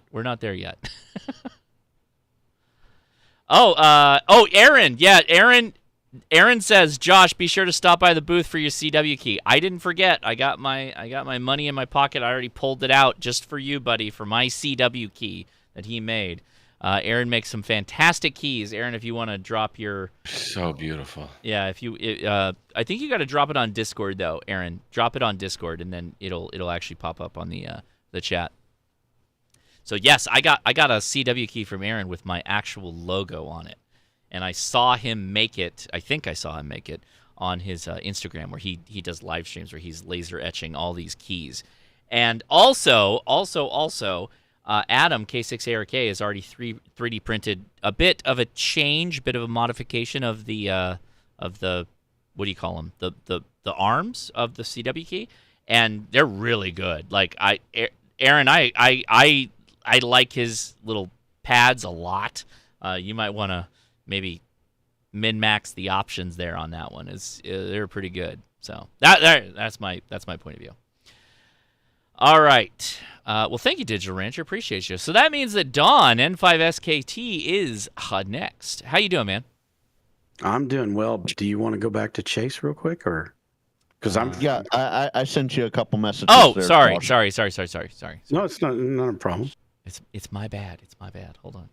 I got all of my SDR right now, so I got to get out of that. Let's see. Robin.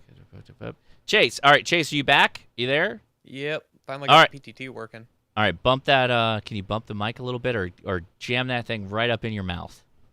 Go for it. All right, is that better? Oh, yes, it is. You figured it out. You got it, bud. Go for it. Yeah, it's been a while since I've been on here, man. Just been super busy. I actually moved out of Texas a few months ago, so it's been a lot of getting settled in here, and haven't had a whole lot of time to do much YouTube stuff. I did spend about 8 months working on a video though, that was the history of amateur radio, and I got another second part series that is in the works right now. Other than that, don't really have a whole lot going on right now. I will be at Dayton though. Can I just say that I really like that. I don't think there's enough people looking at the history of amateur radio, and I haven't watched this video, so I can't comment on it. I will add this. Actually, let me do that right now. I'll add it to my watch later. Yeah, I love that. I don't think there's enough people doing enough history on amateur radio, particularly on YouTube. So that could be a huge niche for you. That's super cool. You should continue doing that. I hope it works out for you. I hope it's a good viewer thing. Kind of. I would love that. Yeah, that one that I released, I think about a month ago now, it goes up to World War II, and then everything post World War II. I'm still working on that, but I do hope to do some. I do hope to do some videos that are more like focused on like one certain time period in amateur radio, like how radio was used like for certain events and stuff like that, like the 9/11 response and that kind of stuff. And I just got to do a lot of research on it, and it's pretty time consuming to do. Oh yeah, proper historic research with references actually is really difficult. So I respect that a lot. Good for you, man. That's super cool. I love this idea. Get all. Even I'm like saying yes. Please make more of this. I love this idea. And even more than just the research part too is finding video that can be used, or visuals that can be used. Not just that, but written record. Written record. Written record. Yeah, like sure. has got the sourcing of written record has got to be really difficult with amateur radio, because it's like first party, and then it's like you don't even know if it's actual first party or it's like a retelling of somebody else's story, and so now you don't know how to deal with it. That's crazy. It's a little bit difficult, but it'll be it'll be a curveball that I'll learn how to figure out eventually. Have you seen W6AM? I don't know. I have not. He is like, go look him up because there are videos on him where he goes and talks about his station because he was the one that owned that. Oh, he's the guy on PV. Yeah. He owned all of that with the 21 rhombics that he had up and all this other stuff. But he has a video where they recorded him at one of the California clubs, and he went over the history of his experience, and that includes World War II and before World War II. He started very, very early and went through the whole thing. And in the video, he talks a lot about the history of what he did in amateur radio from way back in the beginning, including they used to work, I think in World War I, the amateur radio operators would talk to would be used by the military to make communications.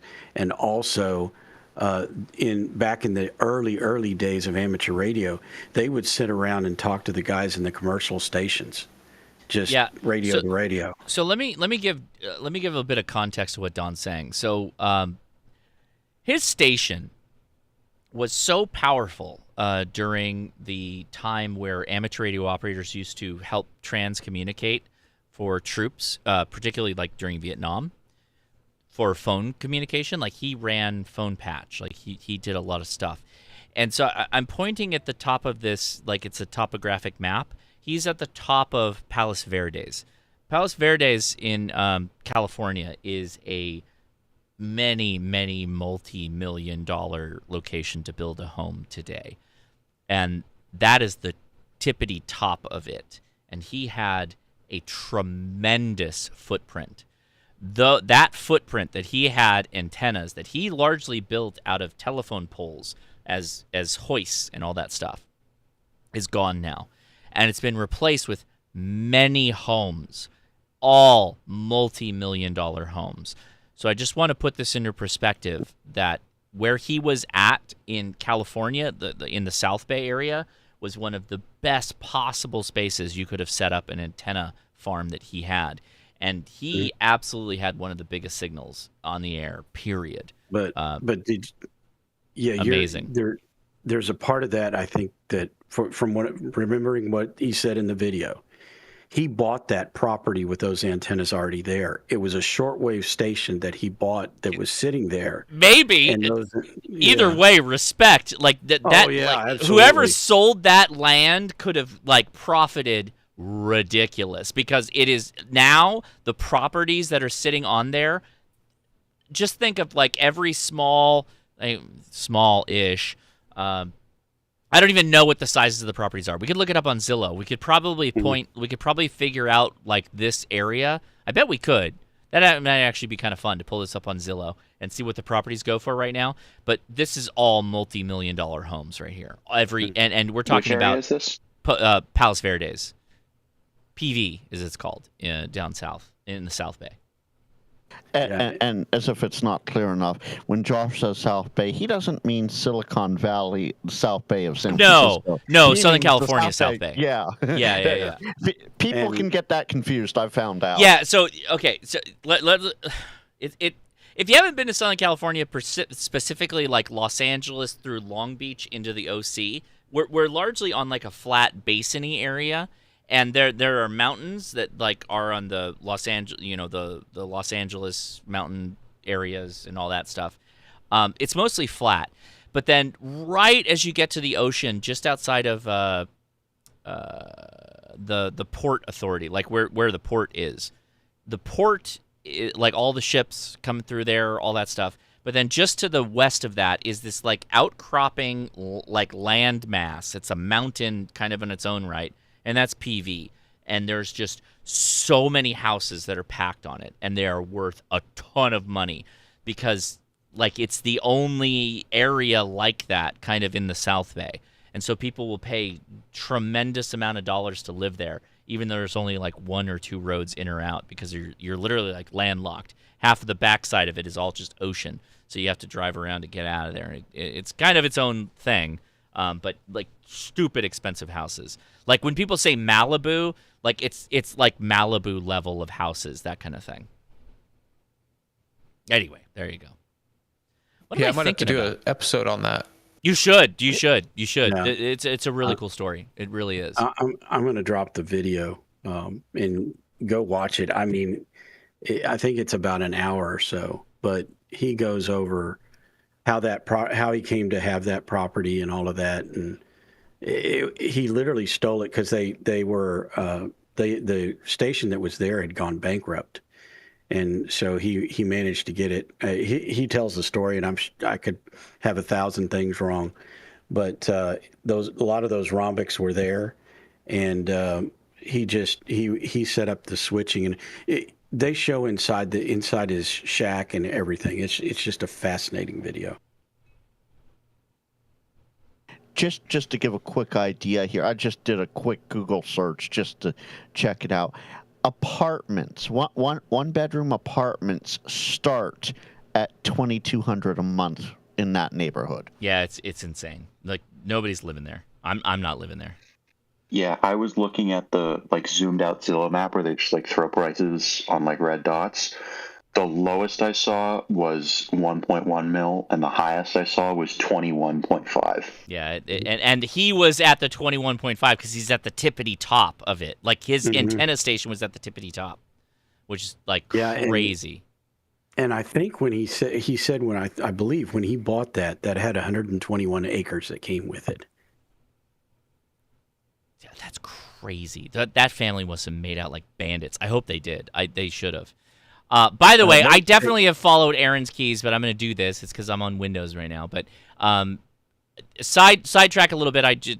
Aaron just dropped the link to his Instagram, so check it out for his keys that he makes. But it's some beautiful keys. Go ahead, Don.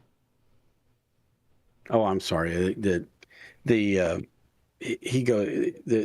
video is smack on in terms of him talking about, because they were filming this in 1984, and this is basically him going over for this ham club, his history, and it goes back to the early days of ham radio. So very well worth the watch. And then if somebody like Chase, if you could go through this and just pick up some of what he was talking about, it's and all of the things that he describes that were going on back then. So it's amazing. Holy crap! Is this Aaron? Is this Aaron? This is a C-130. Are you in the back of the C-130 right now? Respond in the chat if this is you. Holy smack! That's crazy, man. Right on. All right. Anyway, yeah, that's me. I was airborne for 7 years. Holy smokes, dude. That's cool. Yeah, go check out Rolla's stuff. It's really, really good. Love his keys. Adam is daily driving that, or at least he's definitely carrying it with him. So, right on. All right, sorry about that. I got my ADHD kicked in right there. I got real absorbed to a very specific thing. But I appreciate you, KI5IRE. I love the history. Please keep diving in on that. I think that is a really good place to go. So I would love to see a little bit more about this too. So right on. Cool. Yeah, go ahead. Kind of in that vein, I'm actually writing I think it's 6-page, might be 5-page paper for a creative writing class on some of like the history / technology. Mm-hmm. So I'm definitely going to be using your videos as a history resource. So thank you for those. I appreciate it, man. Right on. Oh, that's cool. You already got people researching off of you. That's awesome. You're a reference now, Chase. That's awesome. Nothing better like to feel that you've accomplished something when people start referencing you. That's really cool. I love it. All right, very good. All right, can we? Am I good to go to Dawn now? Can I get the thumbs up in the chat? Are we? I'll give you a thumbs up. Okay. Yeah. All right. Frank, and Frank says your thumbs up. So Dawn, you can take it away. Okay, and I don't, and I'm sorry. I keep like forcing your order, but I keep thinking, well, yeah, but this guy is really ahead of me. So no, it's fine. Anyway, no, you're right for asking that. There's no question. And for some reason, I think I know Chase. He says he's from North Texas, and so am I. And I swear I've met him before. But anyway, I know who you are.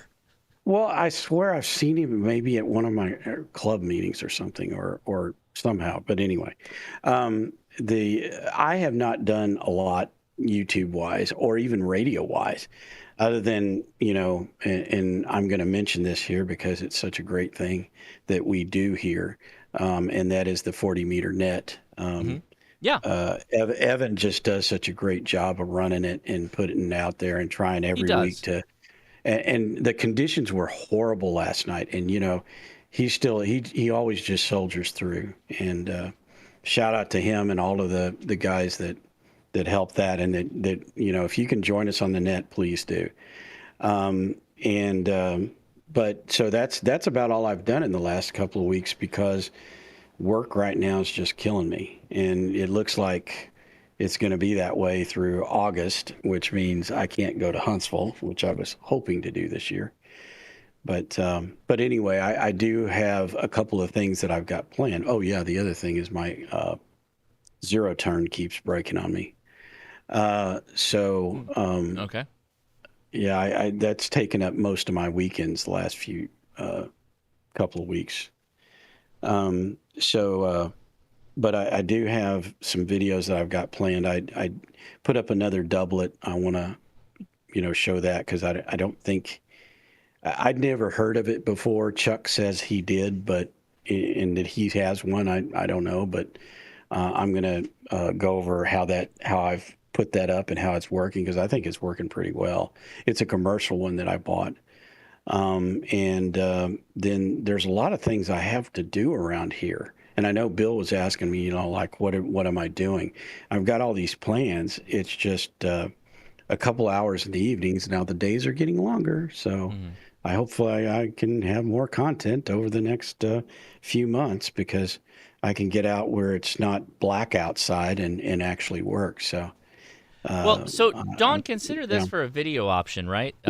You actually have an opportunity where you live in an area with zero noise floor. So you could almost live stream just showing off how low your noise floor is. And I don't say like you do it as a gloating thing, but you just do it as like, no, I can be, a big radio operator out here because I have like no noise floor. And you live stream actually making contacts, kind of like Callum does.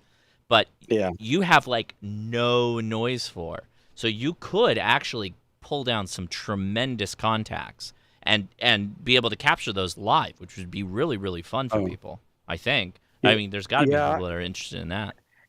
And some of the stuff like Kim does, where she just like turns her radios on and leaves them.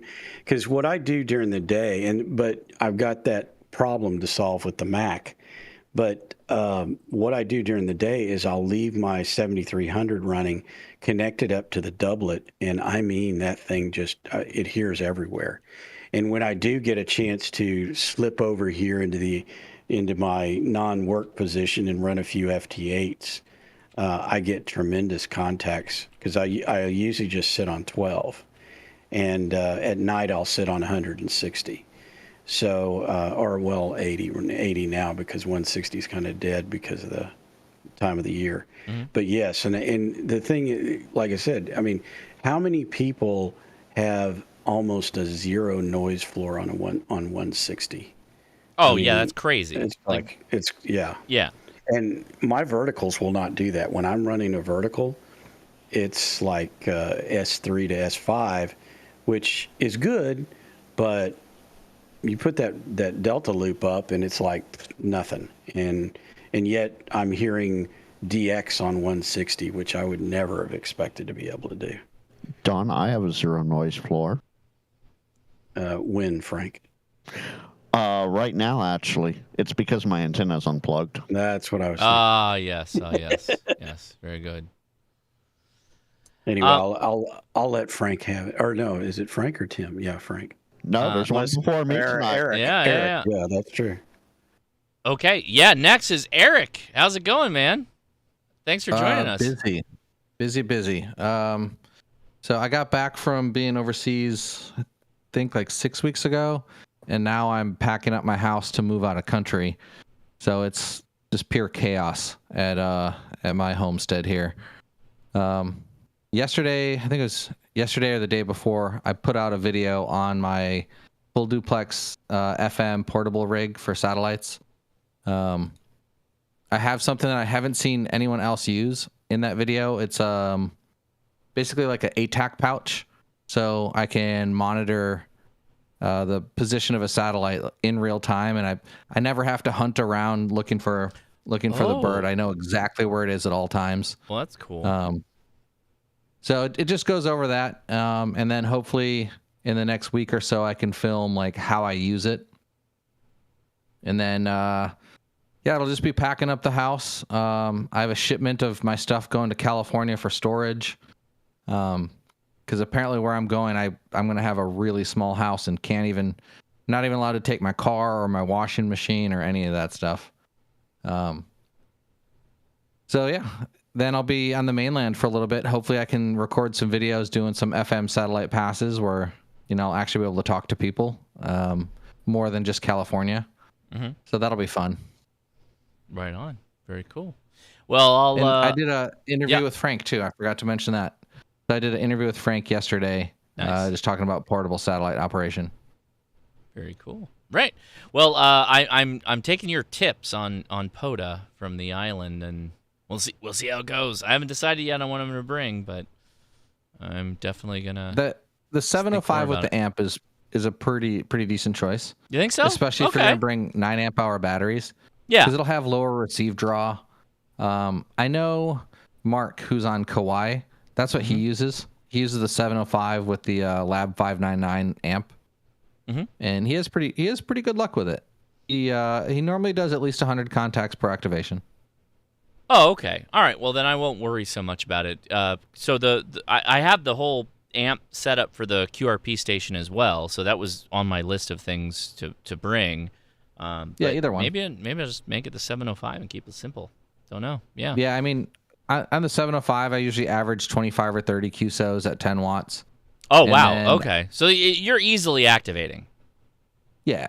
But I'm trying to blow through them. If my wife's like, "Yeah, you got to do 4 POTAs and then get back to the hotel because we got to get onto the pool and the hot tub and all the other crap she's got planned," right? Like that's. Oh yeah. Then you want the 50 watt amp for sure.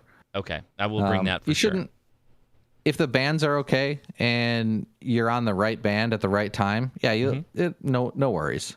People, and the nice thing, the lower the power you go, the better the signals you're gonna hear. Because the people with high noise floors and weak signals, they can't hear you. Mm-hmm. So you're only going to be working the people with the big stations anyway. So makes it a little easier when you're QRP because you're only the big stations are going to hear you. So you'll be coming into them at 5.1 and they'll be 10 over. I'm going to be proper islands on the air, man. It's going to be exciting. I'm excited to see how it goes. I don't even know how to upload a log to that. I've got like 50,000 QSOs. Okay. All right. Well, you and me both, man. I don't know what I'm doing in that space, so that's funny. I like it. All right. Well, Eric, thanks for joining us, man. I appreciate that. That's super cool. All right. Next is Frank, Ham Radio and Wilderness. How's it going, man? Oh, good evening. Jeez, I can't hear myself tonight. That's interesting. I'm doing all right. Lots and lots and lots of time available. Eric, Geekiest says he's now accepting cats, I think he meant cars, and washing machines over on the Big Island. So hit him up. Hi. And he also says, Josh, you can use his Zygu amp 100 watt as well. Oh. So just give it a really good antenna. It just wants a really good antenna. Yeah, exactly. So not much going on here. I'm back to my regular live streaming schedule. This past Thursday was quite interesting. Not only was I live streaming the Northern California swap net, the usual net control is under the weather. I'll leave it at that. And he said, Frank, take it away with the net and run it yourself tonight. So Thursday, I got to run the NorCal swap net to the surprise of many people, including myself. And then last night, as Eric said, I brought him on for CQ Chit Chat. We talked about portable satellite operations. So that was a lot of fun. I have a Coffee and Ham Radio Chronos. So when I did my live build last week at some point.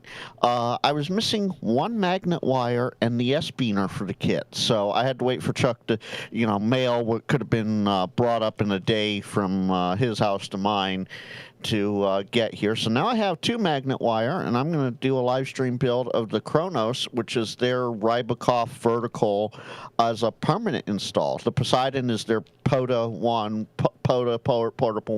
and the Kronos is the house one. I'm going to do that. And so I have that coming up this week, as well as the NorCal SwapNet on Thursday. Sunday night, I'll be with Prep Ham Paul with his live stream. And Wednesday, we'll have the Ham Radio Kids table with Tim, and Tim can tell us who's going to be on that. And I found out I have a wonderful antenna. So let me unkey for a second. Okay. Yeah. Reset the repeater. Yeah, my fingers were getting tired. Okay. There. Yeah.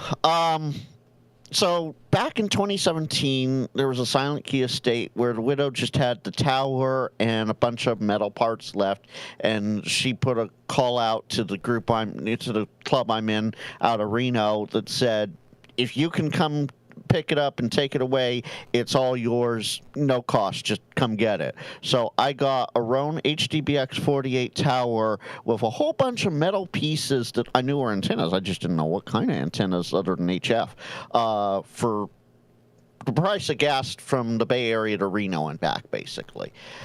Well, this past Thursday, a buddy of mine, you've seen him in some of my videos, WU1Q, Mitch, he came up and we put together what turns out to be a high-gain TH6DXX. That is a 6-element beam on 10, 15, and 20. Wow.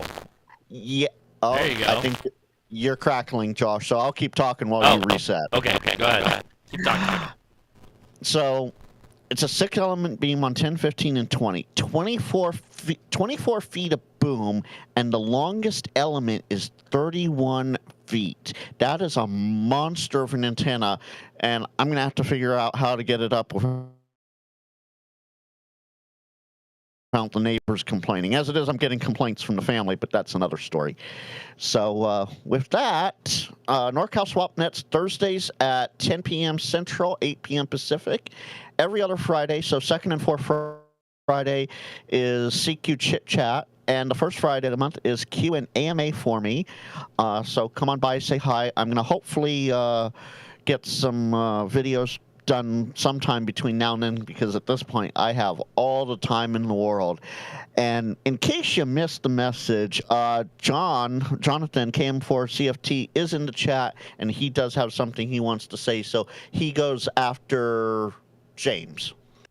If I could plug Frank's NorCal SwapNet for a minute, I thought that was going to be boring as anything, but I stepped in last Thursday, and oh my gosh, was that a hoot. I can't even tell you how much fun we had. That's awesome. I love that. Very good. I do also want to take a moment, because there's somebody who's just spamming over and over again. Sullivan Graph, it doesn't matter what classes I'm taking, it matters the classes you're taking. You should take whatever classes are commensurate to your abilities in Morse code. That's what you should do. If you want to learn Morse code, you should follow their rubric and everything they're doing.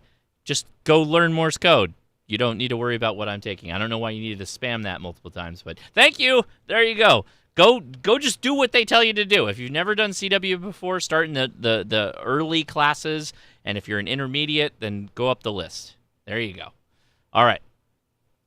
And I'm basically done, but I do have to update the list. A one please copy has left the chat. One please copy has left the chat. Okay. Kyle. Oh, jeez. This guy, he couldn't even wait. I have to reopen WSJTX right now. All right. So let's see. Oh, hold on. There we go. I clicked on a thing. Let me go back. There we go. All right. Where's my Discords? Grayman Poda. Grayman. Hey, now. Hey. Go ahead, man. How you doing? Man. No, doing good. Just getting ready and geared up for Dayton. I think that's right, Dayton. Yeah, Dayton next week. So trying to get everything wrapped up. We've been super busy with major migrations. So been running like a scalding dog and got a promotion in there somehow too at the same time. So staying busy with that. Planning on being out your way, Josh, in June, actually down in San Diego. Oh, all right. So I'm actually looking at the POTA map right now to see how I can get a 10-park Grove in San Diego County. I don't know if I can do that or not, but there's quite a few of them there. There's a decent amount of ones on the beach. A lot of our POTAs are on the beach, yeah, which are fun, but they're kind of weird, if you will. They're not necessarily quick in and outs a lot of the time, unless you're going like in a setup on the mobile. Yeah, so I'll be renting a car at the airport. Yeah. So I don't know. Maybe I'll bring the ATOS and break it down. I don't know. We'll see how that goes. But I was gonna well, I'll go down to Tijuana and hit some parks down there. And my wife's like, absolutely not. Yeah, no. I'm like, look, I was in the Navy, and I spent most of my my time in TJ. 18, 19, 20 years of age in Tijuana. I ain't afraid of anything. I doubt Tijuana looks the same as when you were in the Navy as it does today. I doubt it's the same. Not. Yeah. You're gonna have to go further south if you're like looking for that. What it was. Well, there's some parks. I mean, there are some parks. But they're over okay. Mexicali. Oh, I hear what you're saying now. I get it. Yeah. I was gonna go. There's no reciprocity though. What's that, Eric? I don't think Mexico has any reciprocity with the United States right now, so you can't operate there without a legit Mexican call sign. Oh. Okay. Sorry, Gulf of U.S. Okay, well, pregnant pause. Well, yeah. So I'm kidding. Just working out. Hey, and by the way, I've got. I don't know if it'll come across the mic here. That's Aaron's key right there. Oh, right there. That's the little in my click hand. We heard. Yeah. Little clickety click. But just staying busy and like I said, getting ready for Dayton. Looking forward to pick up one of those FTX-1s. Yeah. I mean, I don't know until we're there. I don't know. There could be an FTX-1 somewhere on a table you could buy. Prove me wrong.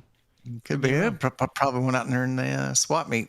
Just they That's stuck it. it out there. Swap meet. They're just like, yep, I'm done with it. I've got my use of it. We're getting rid of it. We're done. We're done. Shot my videos. We made the YouTube videos. We're out. Yeah, I shot out for a 3D printed fake. Yeah, that's it. So I will be live streaming here in about 9 hours from the park again, doing that. So that's it. That's all I got going on this week. Right on. Very cool. Well, thanks. No, I did allude to it. I forgot to mention this. I blew up my my ZBit X this week. Oh, too. you did allude to that. What? Yeah. How did you blow it up? So on the battery connector. Yeah. I went to go swap out batteries, and I was in a hurry. And on the battery tray itself, it shows positive and negative. Oh, you flipped them, bro! You did the thing. You did the thing you're not supposed to ever do. I did the thing. Well, oh no! So on in all fairness, on the plate that the thing is connected to, it shows the right thing. On the tray itself, it also has pluses and minuses. Yes. And they mine is wired backwards. No. Yep. So the negative lead is coming on the positive side of the battery tray. So I don't know. I sent them an email. They're talking about it. We'll see what happens. Wow. That's not good. So yes, they make that really clear that if you flip the batteries, if you flip the poles of the batteries, it will blow that thing up like post haste, like without a problem. It's there's definitely a trace that's split in half. It almost looks like it's a fused link, but and there's maybe a capacitor that I don't know if it's from the trace popping or what, but. At this point, I've reached out to him, and I'll, if it's a replacement of the RF deck or whatever, we'll figure it out. Otherwise, it's a fun little radio. Otherwise, yeah. I mean, you didn't get to experience it because I think yours was already sadly not too good from the outside. Oh no! I've had mine for about a week maybe. Oh, so you didn't really ever use the battery pack? You were just on external power? No, well, when you look at the radio from the straight into the battery pack, you see what's on the plate that it's mounted to, and that's the correct order. It was on the side. If you look inside the battery tray itself, embossed into the plastic. Yeah. On the side piece is a plus and minus on both for both batteries, and that's all I've been using. Yeah. So somebody, I don't know who, when they took those, they put the pigtail lead on one side and they put the jumper on the other to do the thing. It was backwards when they soldered it up and put the goo on there. Oh, okay. All right. Well, good luck. They might be able to point you to the right fix. You might just be able to make the fix yourself, and you can make a video out of it. That'd be cool. I'm fine with that too. Right on.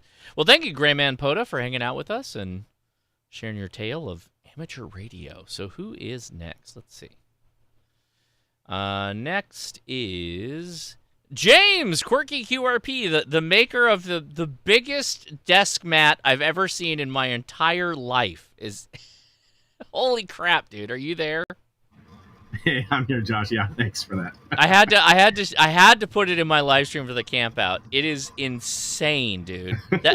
How did you come up with that idea? You're like, I saw some ladies doing yoga the other day, and I thought, let's put a band plan on it, and what was the ITU codes for all the regions on there as well. Is that roughly how you came up with that idea? I cannot comment on the origins of my latest insanity. Yeah, it's amazing. Something like that, yes. Yeah. Yes. Yeah, I'm always looking for quirky things to throw stuff on. Absolutely. Yeah, so what's been going on with you, man? Are you coming out to Hamvention, or what Hamfest might we see you at? Yes, I am. I'll be at Hamvention this year. Yeah. And I'm the guy that was asking about the fox hunting challenge. Yeah, no. Because that was really cool when they did it the first year. I think it was 2023, my first year at Hamvention. That was pretty cool. Smart Jason's amazing. Smart, yeah. I can't say that. I feel bad when I say that. I feel like that's not a fair statement. They're both very smart. They're both very smart. They're both very smart, but people have picked up a certain nomenclature, and I'm not necessarily supporting that, but okay, continue, please. I feel weird saying it too, but that's what everyone. You said it. You're the one that said it. I don't know what else to call. You can just call him Jason, KM4ECK. Yeah, I can just call him Jason. That's true. So some people call him the Tiny Texan. Oh Jesus, that's not. I don't know. That's better. I don't know. That's better. No. So Guys, I was going to say this. Even Ham Radio 2.0 Jason calls ACK Smart Jason. He can do that. He can do that. That's not necessarily. I can do that. That's not okay for me to do. Okay, that's like Bald Frank and Hairy Frank. Which is which? Right, anyway, right. Yeah. Hey, James, are you bringing any of those mats to Hamvention? No, they're way too heavy and big. They're so big.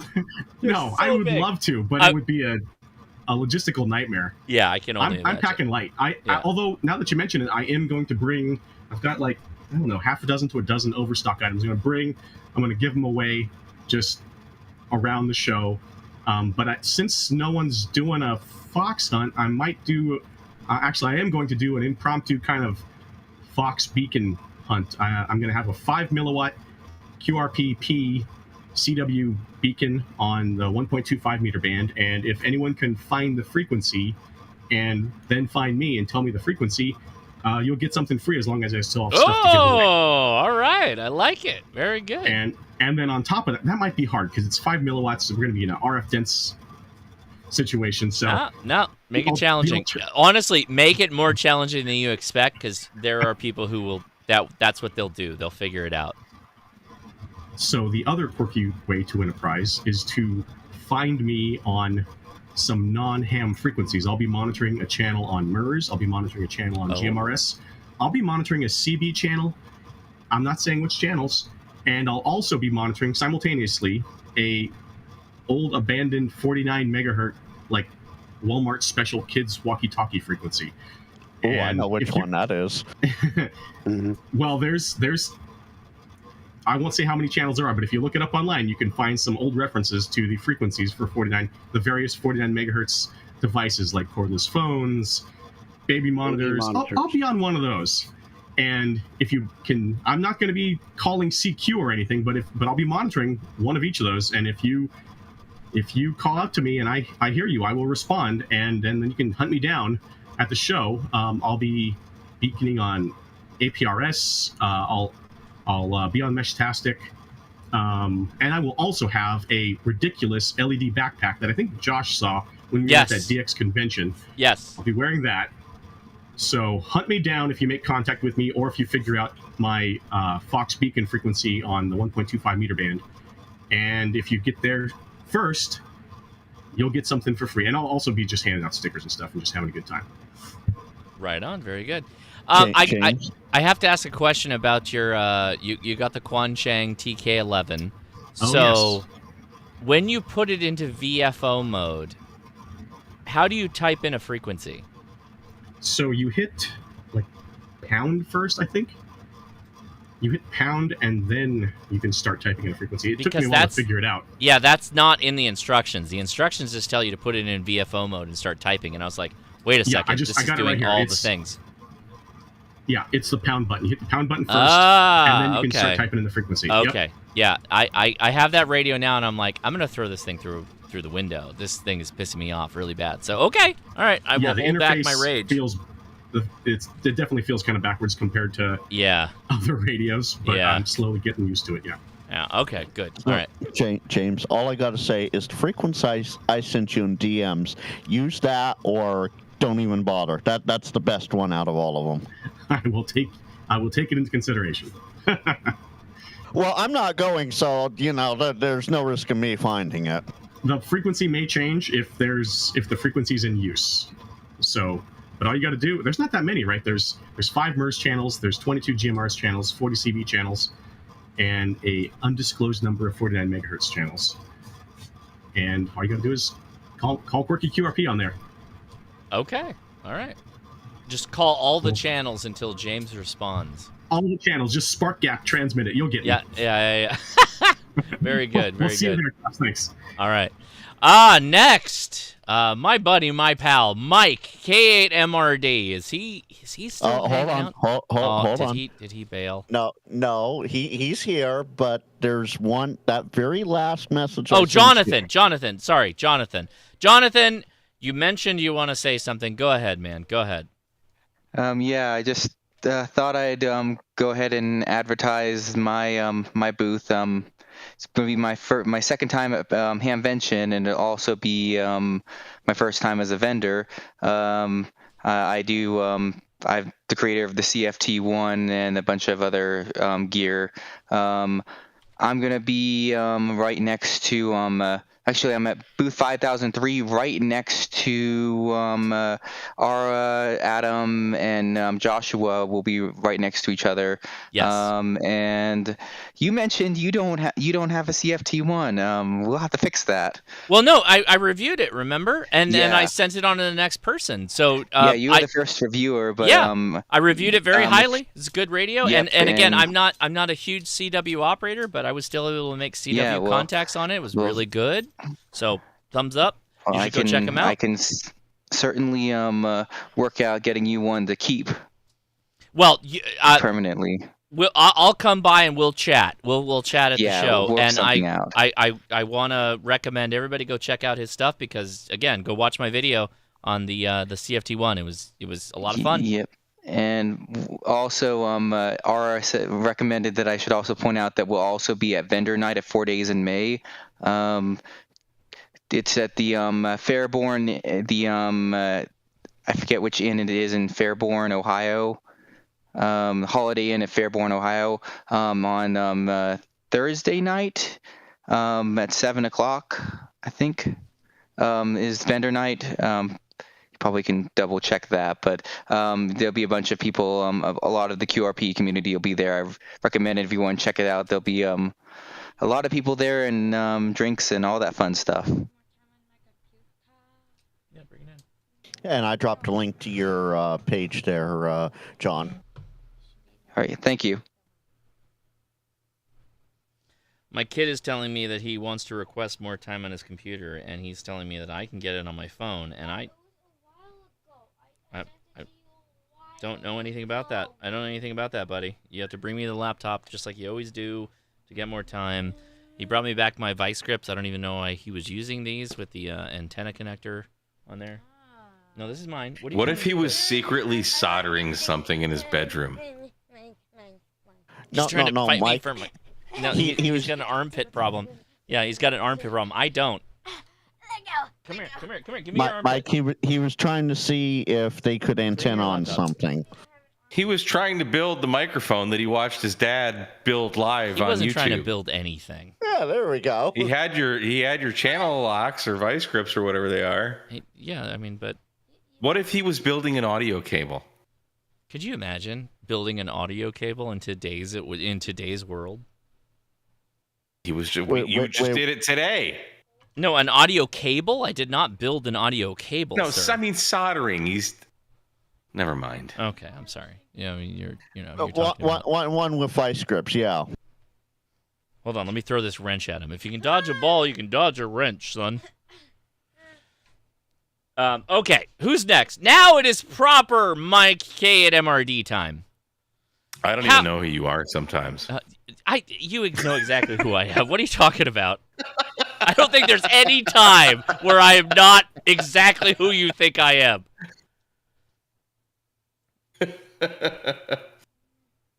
No, what's happening, man? I'm excited to see you. It's been a couple months, and we're gonna. You see, he's not even paying attention. I know he's not. I'm listening. I'm trying to.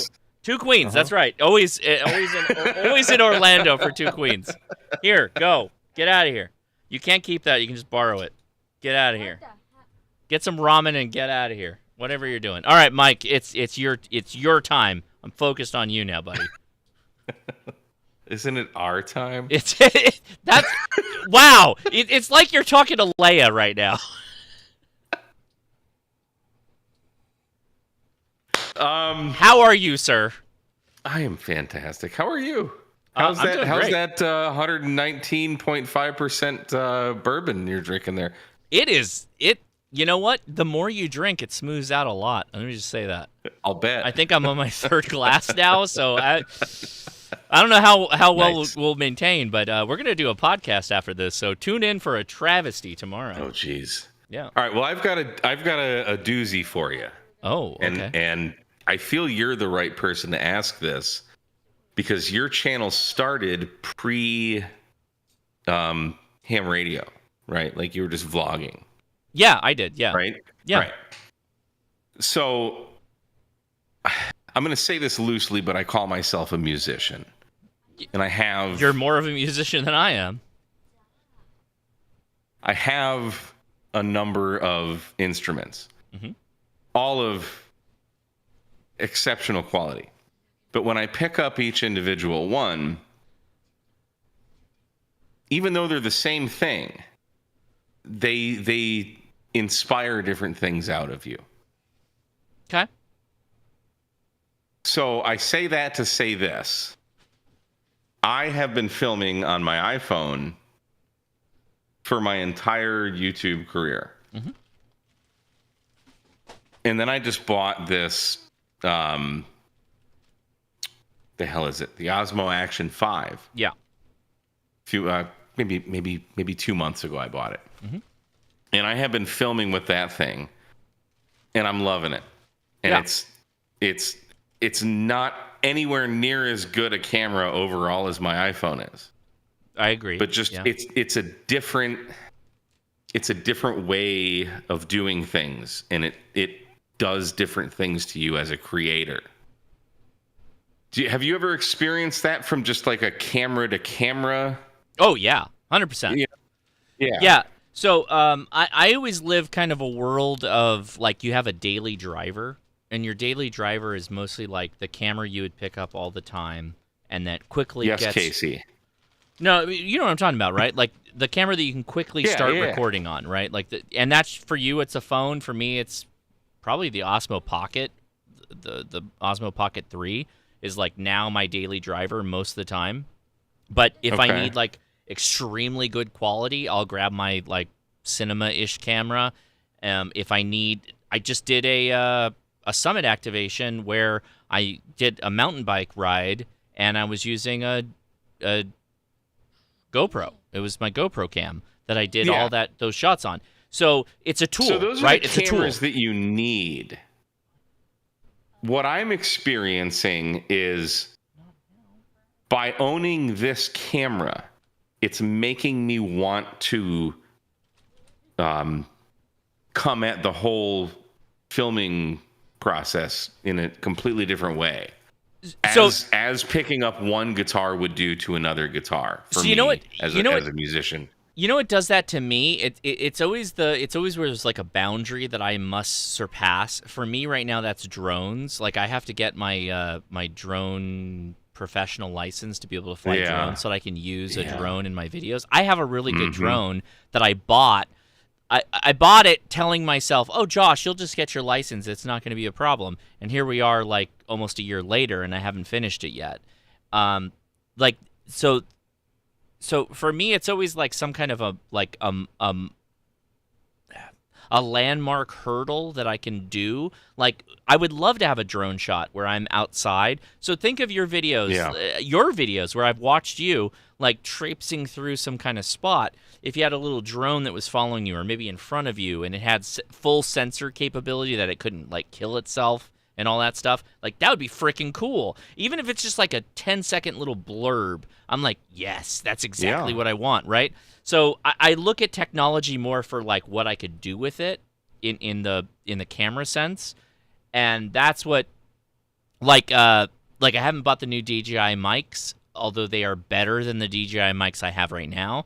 They're not doing anything beyond what I'm already doing or care about to make me upgrade. Right? No. So, like, for you, and honestly, I got to say, you are actually the model that I mentioned to a lot of people who are like, hey, I want to get started in doing YouTube videos. I'm like, dude, look at what Mike's doing with an iPhone. And it's some of the best video quality you can get. He goes outside, he gets good light. The good light gets into the cameras. You're all set. It just becomes... That's just hitting record with the iPhone, though. That's literally all I'm doing. No, I know, but that's, that's all it starts to get started with it. And then you start diving into the little dirty parts where you're like, well, it'd be really nice if I had an action cam where I'm in a shaky environment, like maybe a car dashboard, and I'm going to show me driving. The iPhone does all of that. I've done so many, not so many, but I've done, dude, the iPhone image stabilization is insane. Is it better than the DJI? And dude, I shot last summer's field day. We went up to Dallas, someplace with Digital Rancher and like his club.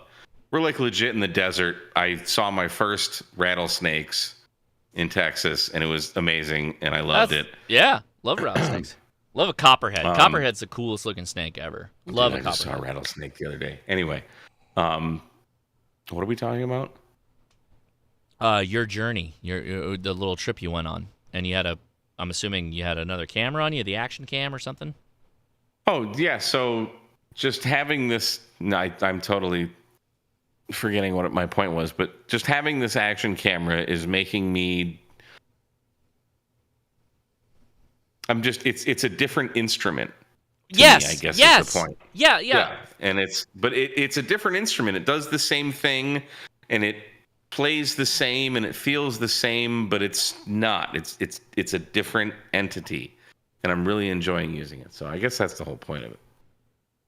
I don't know how to tie this into music, but I always think of like I've only ever played music as an ensemble, right? And then you have some weird asshole with a weird instrument like a bassoon or whatever. And you're like, how do we fit a bassoon into this? Those bassooneries. Yeah. And the oboist, right? With those crazy reeds. So I mean, it just becomes like, okay, well, you're somewhat limiting yourself, but you also get to explore a little bit of space that it doesn't really exist, and you can go completely avant-garde with some of that stuff. Which, I mean, those action cams allow you to go avant-garde. You can slap them on the side of anything that you might not want to put your nice cell phone on the side of it, like on my mountain bike.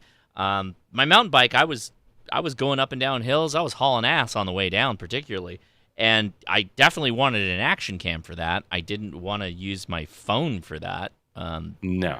So yeah, I strapped the Osmo to a little magnet mount to the side of my car yesterday. Yeah, there you go. You wouldn't do that with your phone, I bet. Nah. Yeah, right. I'll hold my phone out like on a selfie stick, but I don't even know that I would trust a selfie stick. Jesus. No, dude. What I use is rigid. But I got the Osmo Action in a like a cage, like a metal small rig cage. Yeah. I had it on a tripod when I was at Vern's house a few weeks ago. I was shooting some time lapse, and it got so windy and it knocked it over. Oh, wow. Literally zero damage. And it like fell lens down. Oh, nice. Yeah. With that nice concave lens, and it was like, we're good. We're good. We got it. Well, it's got a little, it's just a flat lens on top, but, protector. But Joe Brett got a hold of that knowledge, and he was pretty TO'd. Now, I got to say, he cracked he had an Insta 360 last year at Huntsville. Like, literally the next day, he broke one of the lenses. Yeah. You couldn't replace him then. So I am I on my GoPro mountain bike thing. The battery swelled in the camera itself, and I had to use needle nose pliers to pull the battery out. So I'm at the point now. It's like, oh, okay. I got some high temp batteries and all that because it was extremely hot in California this weekend. So maybe that's the problem, and I just had the wrong batteries. But at the same time, it's like, I might start looking at the DJI Action Cam at this point because I do have a need for it. I just don't use it all the time. It's pretty legit. Like it sounds like it. I bought probably 3 years ago. I bought the Osmo Action 3, and I actually started shooting some videos with it at Dayton. And the second I went inside the building, the image quality was just terrible. Yeah, so I stopped shooting with it, and I started shooting with my iPhone again. But this one, the Action 5. I've had no problems. I went into the store, like the park store at Huntsville State Park the other day with it, and it from outside, sunny day, inside, and it was great. So I'm actually really happy with this camera. Yeah, I like it. Well, let me ask you. That's about all I have to say about that. Well, I like that. I like that little turn we did there. But what are you the most excited for Hamvention, Mike? The FTX-1. Yeah, going hands-on. I think there's so many I don't know what it looks like. I want to inspect it. I want to see all the ports. I want to put my hands on it. I want to manipulate it. Yeah, I do too. And I'm sure purposely they're being very vague with the images that they put out. I agree. Anticipation. It's marketing. I get it. I think I'm really excited for it. I think it's going to be a tremendous radio. I don't know, I don't make the YouTube money to just go out and spend $2,000 on a new radio because it came out, so I'm probably not going to buy it. In fact, I'm definitely not going to buy it at this point in time. But I'm very curious to see all the videos that come out. I'm curious to put it in my hands, obviously, and yeah.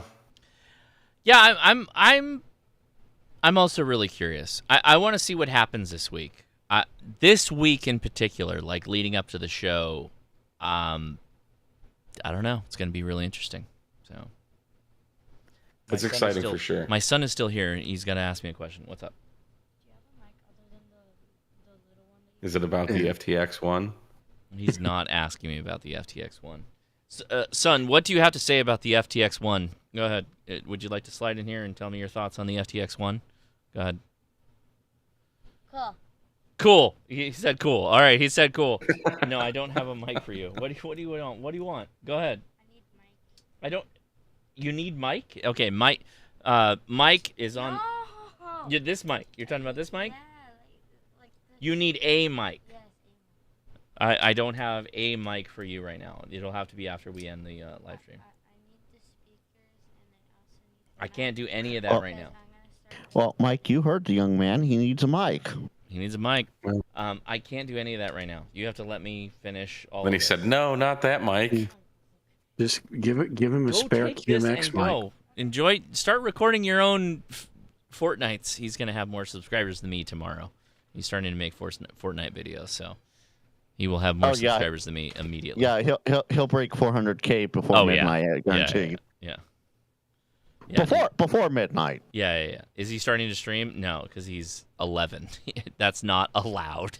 That's not legal. Just turn his Wi-Fi off. Yeah, I already did that. Leia's like, oh, you got to turn his Fortnite off. And I was like, really? She's like, yeah, go ahead, turn his Fortnite off. I'm like, okay. To turn the Fortnite off last week, and then he came in crying during this after chat. And he's like, Mommy said I could do Fortnite, and now I can't play Fortnite. What happened? Microsoft family said that they won't let me play Fortnite. And then I text Leia, and I'm like, did you tell him you can play Fortnite? And she said, yes, but only for today. And I went, okay, so here you go, son. Play the Fortnite. This is the crazy, like, I cannot tell you how different his generation of computer use is from me. I built my own damn computer. I got on the internet on my own. Now he's 11, so he's coming at this early. But I got all into the internet completely on my own with my boomer parents that didn't know anything about anything. There was no parent controls. We saw the Style Project and Rotten.com just as much as anybody else did. And I was playing first-person shooters like from the get-go. And I don't even know how to like, how did we get through that? And we're like, that's not okay. But then what we're doing to our kids from like the Stasi level of monitoring their stuff, their content that they consume is okay. Like, that's fine. It's like, bro, I grew up in the worst of the internet. The worst of the internet. I've seen things that you people wouldn't believe. Attack ships on fire. Like totally the worst of the internet. I'm not going to say that I want people to do what I did, but at the same time, I don't think I'm that messed up. And I think I'm okay. I don't know. I'll just self-censor. Something about a cup, and yeah, I'll just leave it at that. No, this is, dude. Before Two Girls, One Cup even came out, I had saw things that you people would not even believe. Like that is not like when that came out. That is not even. Oh, I know that. Just imagine looking at those things at 4,800 baud. That's how I started out. Oh yeah.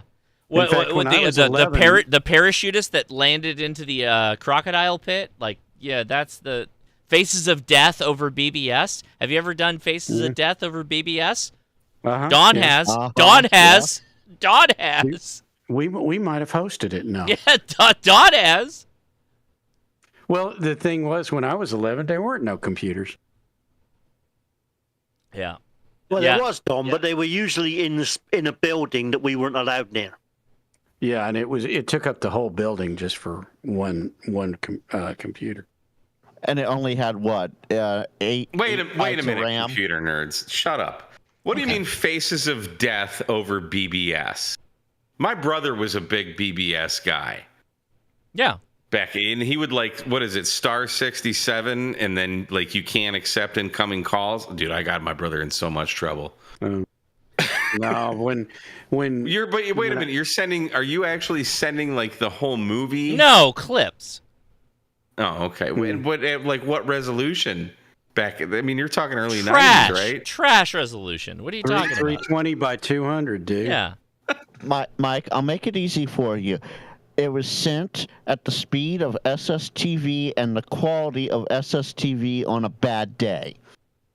Yeah, you bust out your Motorola Razor, and that's what you get. SSTV is faster.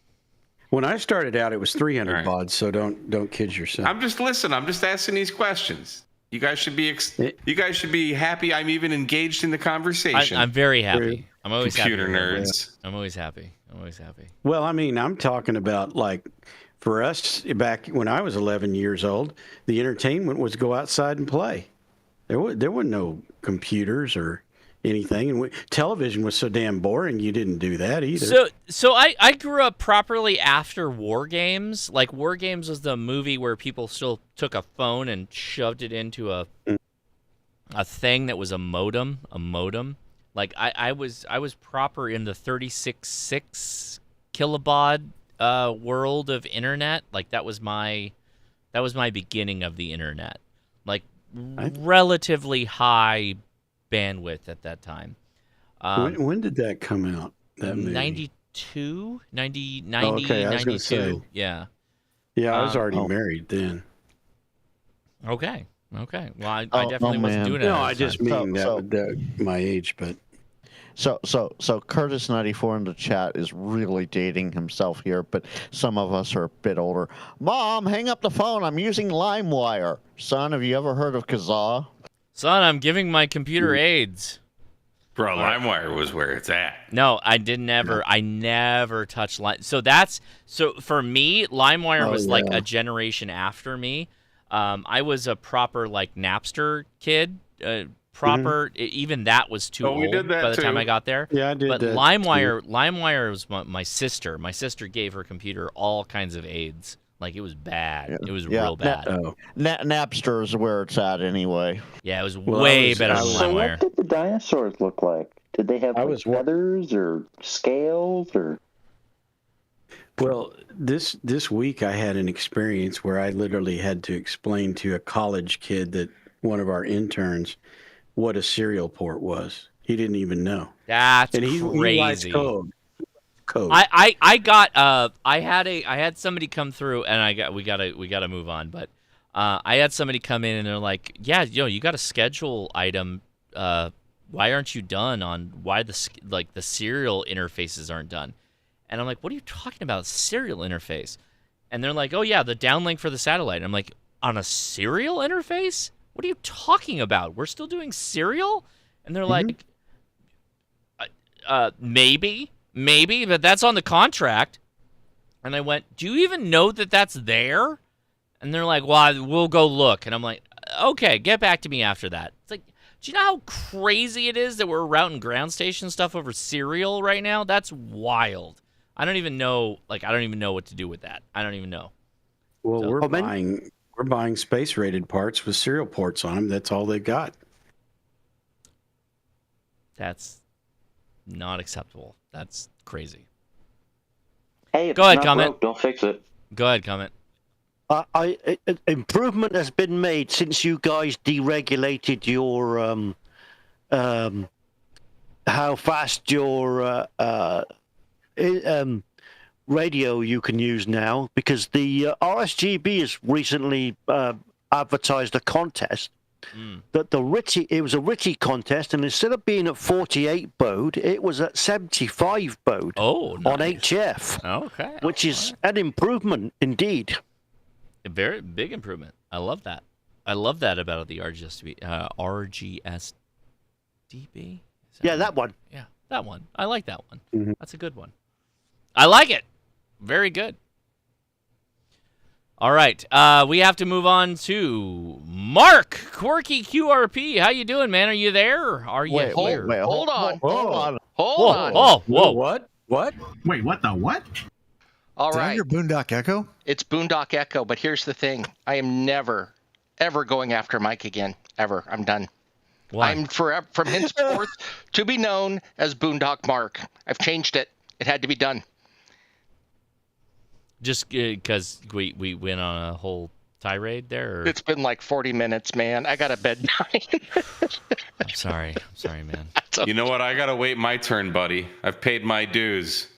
And now you get to wait after me. I don't know what to tell you. That's the way the alphabet works. Oh, I don't gotta this wait is after like nothing. AAA auto repair. This is what we're doing right now on my after chat. Pretty much. Is that what's happening right now? That's what's happening. This is gonna be. I'll just end all of it. I'll just end all of it. It'll just be me hanging out with friends, and we'll just be talking. And then might casually slide in that they have a YouTube video that they already made, and I'll be like, yeah, I love that. What are you doing, Mark? Jesus Christ! Just go ahead. Why keep this going? We've been busy over here, man. So Casey abandoned me. He left me to program. So I wrote a ton of code. We're trying to make a universal scanner interface. So all the scanners have some base level of programming, and we've abstracted that out. And the idea is that you will be able to remote your scanner from our webpage. Oh, nice. So you can schedule recordings, do all that sort of stuff. Also, the way that we have it set up is you can use a nice scanner just for kind of some situational awareness, and then get some like Bearcat BC125 ATs and just park them on frequencies to just sit there and listen. Mm-hmm. And connect them through inexpensive Boondock Tangos. Hopefully we'll have all of this up and running June 1st. That's our target date. But we've added the lot of server functionality. So we're going to be giving people more for less. You guys will be able to get more things transcribed at the lower levels. You'll get access to the IFTTT at the lower levels, just because we have the functionality now. So that'll be kind of fun.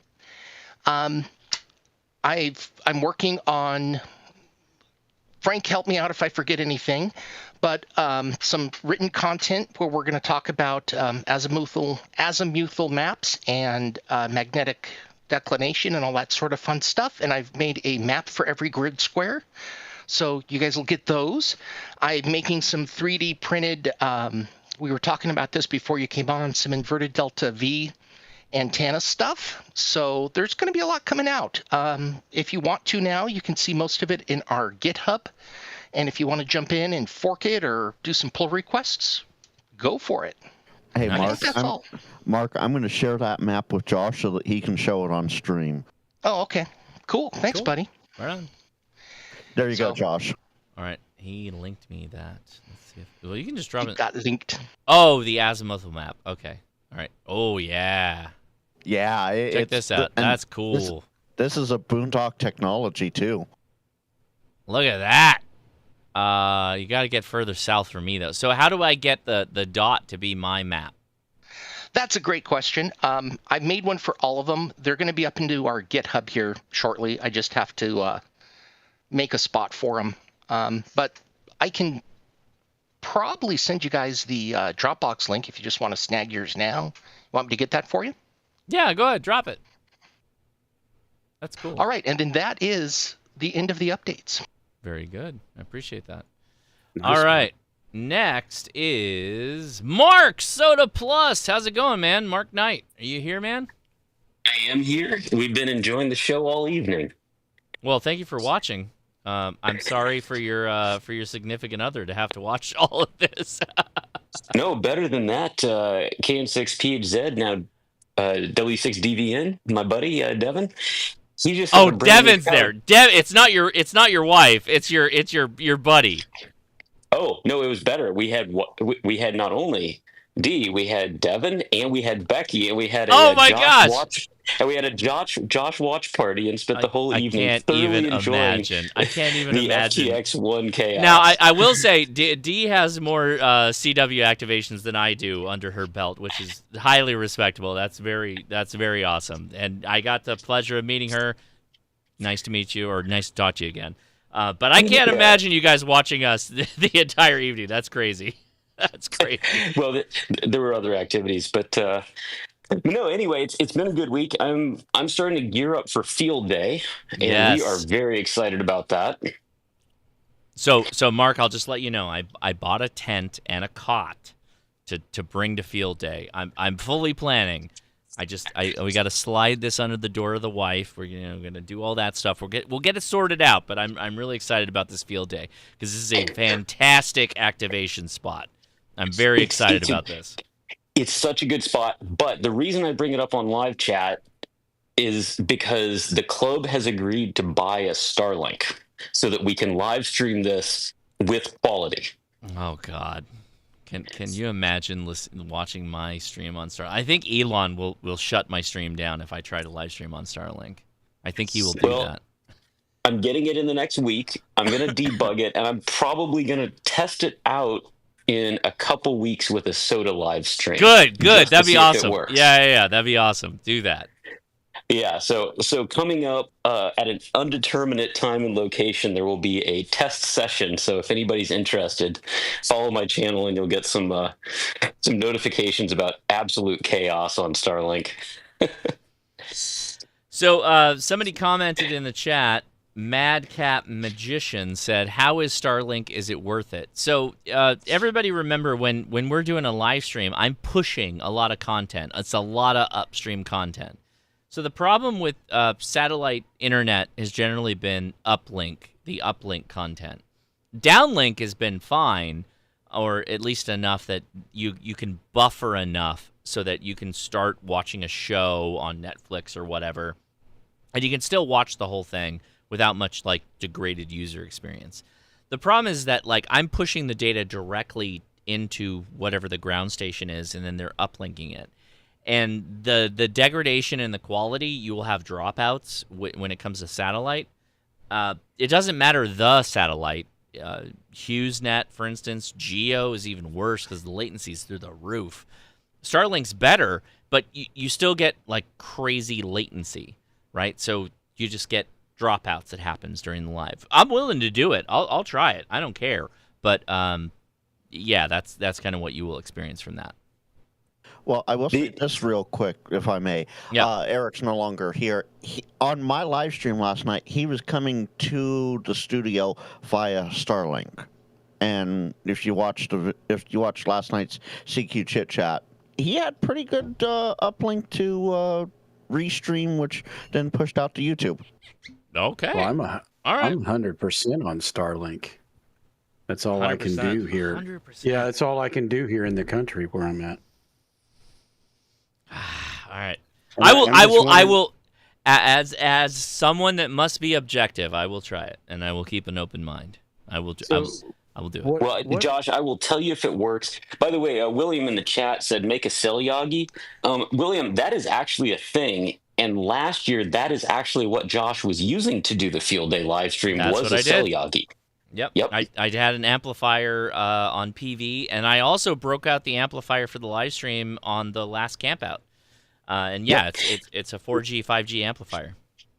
But it only works if there's some cell phone service to work with.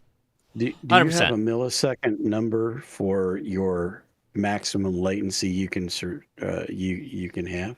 I haven't gone that far, Don, but okay. I probably should. I'm just curious. Yeah. Because I get 20 millisecond latency on the Starlink. That's not bad. That's not bad, actually. You could probably work with that. Well, I have to work with it. Well, okay. So the first time I tried Starlink to do a live stream was 4 years ago, and that was not very good. I know Jason has had much better experience with it, but that's what comes with their fleshing out the network. So if the network gets better, then yeah, the capability of live streaming over Starlink will be tremendously much better, which is great. Yeah. I will objectively look at it. I absolutely will. Well, yeah. See, I work from home. All my Teams meetings, all of those things, all are going over my Starlink.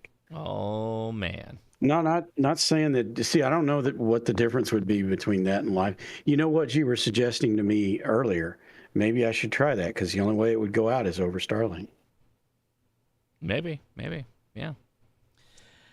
All right, Soda Plus, anything else you want to mention, buddy? You got anything else coming up? Well, Josh, between the two of us, we dropped a video on how to go do soda. So I think that video pretty much speaks for itself, but I had one minor tweak I wanted to put on it, which is I focused a lot on safety, and I think I left out, which I should, and I don't regret it. Yeah. But I missed the fact that soda can actually be very easy, and that it's accessible for people at all sorts of different ability levels. Sure. And I wish I'd hit that more in the video, but thank you for doing the filming. I really appreciated your help on making that come to life. Oh, absolutely, and you did a great job. You were a very energetic speaker. I'd rather have you speak about a lot of topics than I, in many cases, because you are way more energetic than I am. It was great. It was great watching you do the slides. Good job. I appreciate it, and that's it for me tonight. Thank you. All right. Appreciate that. So we're going to Prep Ham Paul next. Are you there, Paul? Hey, Josh. How's it going? Thanks for having me. How you doing? I'm good. The wife is working tonight, so I'm still up. Normally I go to bed earlier, but nothing too exciting on my area except this will be my first Dayton, so I'm looking forward to that. I'll be there Thursday. Good for you. And so hopefully meeting a lot of you guys. I met quite a few on some other things. More, I went up there with some of the guys and had a good time there. But Dayton's going to be a blast. Have you been before? I have not. I have not been to Dayton. I have not been to Huntsville, so I'm going to be going to Huntsville as well this year. But you've been to Hamcation. You've been to Hamcation? No, I had everything set up, the hotel, and everything. So you don't know what you're getting into. Oh, this is like, it's like diving. Fresh meat right yeah, here. buddy. Yeah, buddy. Yeah, buddy. This is like diving into the prime time. Like, it is so crazy. Hamvention is like it. Every morning I wake up like, what just happened? And oh my gosh, I missed so many things. It is crazy.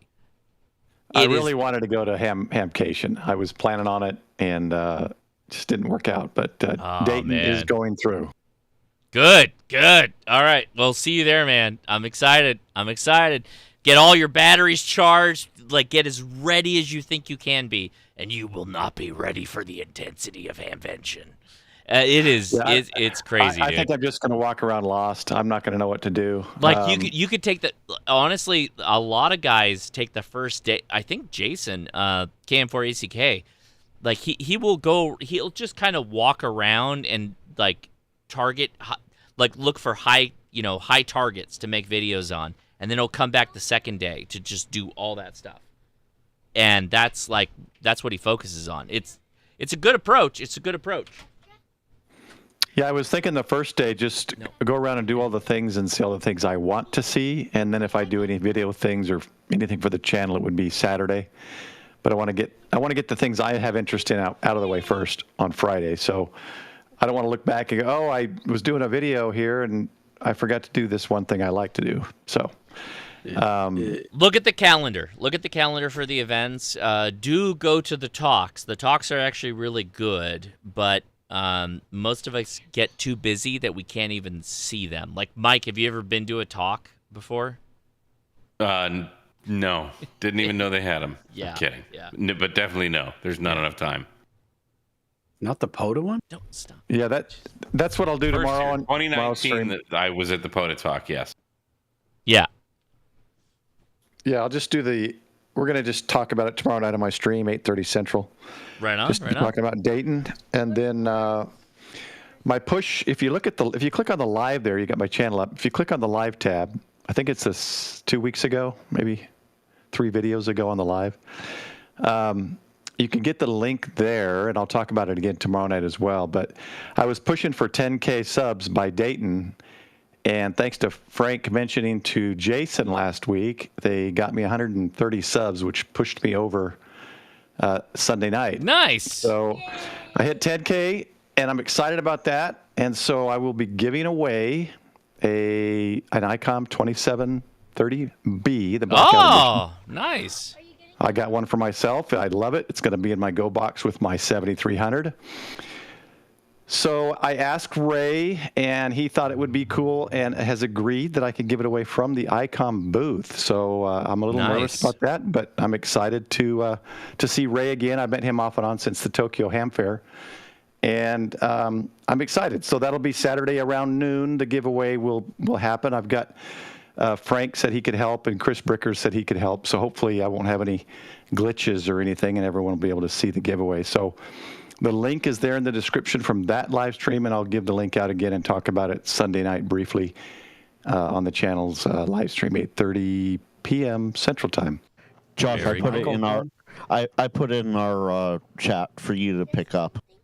Okay, right on. I appreciate that. Very good. And it's not I come from the gaming world. There's nothing in there that's pay to play, so you can get more than one entry. So I have 102 contestants with 641 entries. So it's one of those things where click here and watch this short, subscribe to the channel, stuff like that. There's nothing in there like pay $5 or become a member to get an extra entry.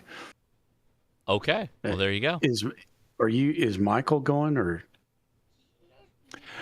He cannot. I was trying to get him to go to more, and he couldn't. He can't go to Dayton either. He'd like to, but he just can't right now with some things going on. And just so we're clear, when he talks about Frank, he's talking about Tank Radio. Okay. Yeah, but I do love the radio. It's amazing. A proper Frank. Yeah, a real Frank. Wow! Yeah, wow! okay, Wow! Yeah, the Frank that knows how to solder. Remember who puts the list together for Josh, guys? Yeah, that's true. And then upcoming video is going to be a link dipole. I've been wanting to do one for a while. I watched Mike's video popped up again for some reason, and it made me think I got to get to that. So I'll make a link dipole. It wants you to suffer. It wants to be made. No, but I want to make it for 40, 60, and 80. So it'll be interesting. Frank, you don't know how to solder? You don't know the. I don't know the history here. Yeah, there's a whole history. That's a whole other history. Josh, that's another hour-long time. You don't have time for that tonight. But I am known for solderoids, and I will find the picture and I'll send it to you privately. Yeah, could you catch me up on this, the background on this, because soldering is not hard. Josh doesn't solder any better. I absolutely solder better. You shut your mouth when you're talking to me. So, as you like to say, I'll give you the 30,000-foot level explanation here. Yeah. I didn't have a great soldering iron. I had a Weller that ran off of 3 AA's, and I tried soldering the first Poseidon that I got from Coffee and Ham Radios. Yeah. And they went, oh, no, that's not going to work. I got a true soldering station sent to me. I did a review on it. Yeah. I'm using it for everything else, and Chuck sent me a couple videos on how to properly solder. What I had been doing is what Tim Greyman Poto refers to as paint-by-numbers soldering. And, it works, but it's very messy, and the result looked like, solder roids, something you needed to get some medicine to take care of to get rid of. Oh no, so, we got to cure the inflammation that you've created, is what you're saying? Yeah. So it came to be known as solderoids. Frank has tried, but it just hasn't worked. What does that mean? What do you do so bad to get a disease named after you? Yeah, Mike and I are of the same. I lost my whole camera here. Hold on. You just have to watch the whole car stream. It was. Oh no! I'll go back and I'll find the photo. I have to dig deep for the photo at this point because. I know, because I got my first guitar when I was like 12 years old. So by 13 years old, I'm taking it apart and trying to figure out how to solder. And you got the little soldering pen that you just plug into the 120 volt. Oh yeah, me too. Yes, house, right? and it was a straight chisel tip. It didn't even have a point. No, I didn't have a chisel tip, but it was just a point. But I didn't know about. You were lucky. I didn't know about flux. No, I'm just heating this thing up to death, and I'm. Yeah, the buddy. solder is dead. Like it's dull. It's done. Well, it needs flux, and it will never create an electrical connection. But I've made so many cold solder joint guitar cables. in my high school years. Well, Frank said he has to dig deep for the image, but I've got it right here.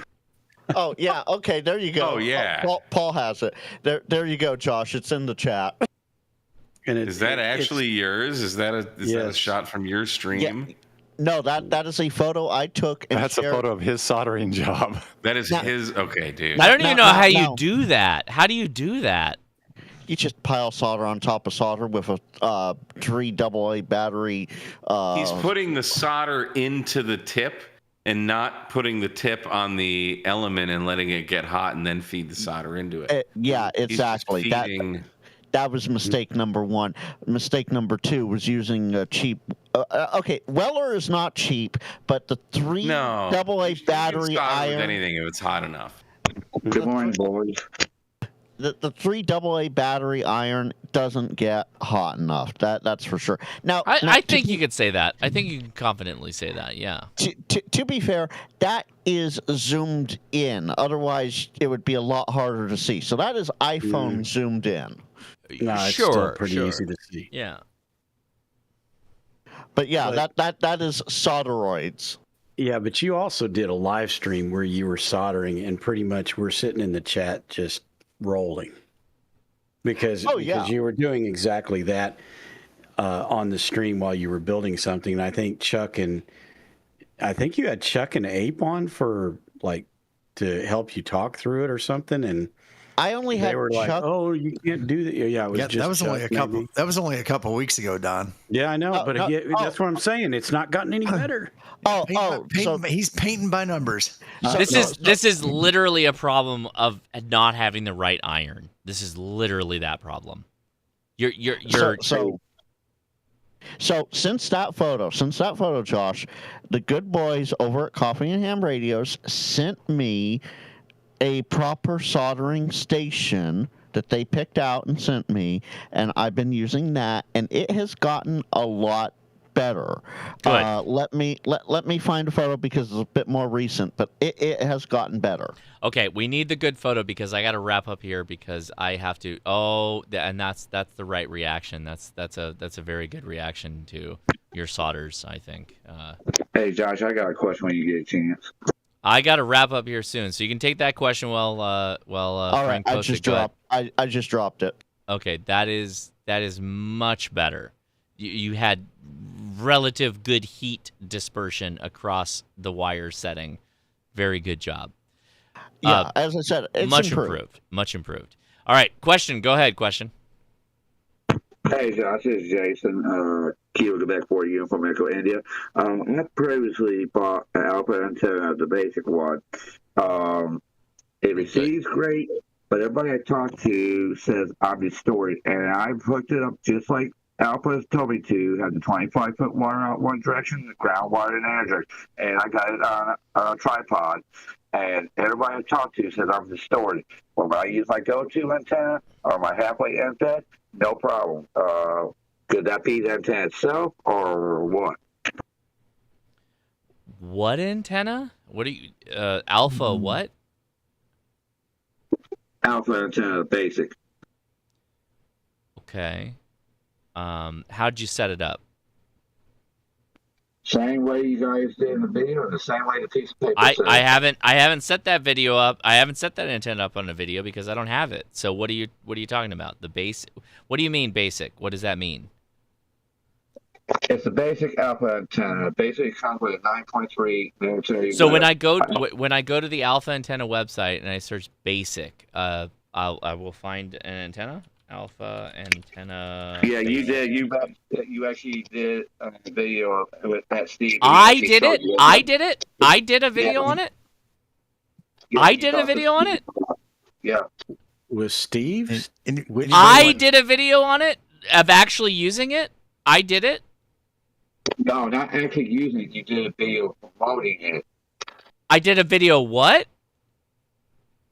You did a video promoting it. It does. What is wait? What does promotion mean? Just so we're on the same page. What does that mean? You were talking Alpha antenna. He showed you the antenna, and you two were talking about the antenna where it does 80 to 6 meters. Yeah. And everything. That's the antenna I'm talking about. The one. No, what does promotion mean? Just so we're on the same page. Well, I mean, maybe I used the wrong choice of words. You were telling people about it, is what I should have said. I made a video talking about it. Did I promote it? Meaning I said, I've tested it, and I said, yes, this is a good antenna for you?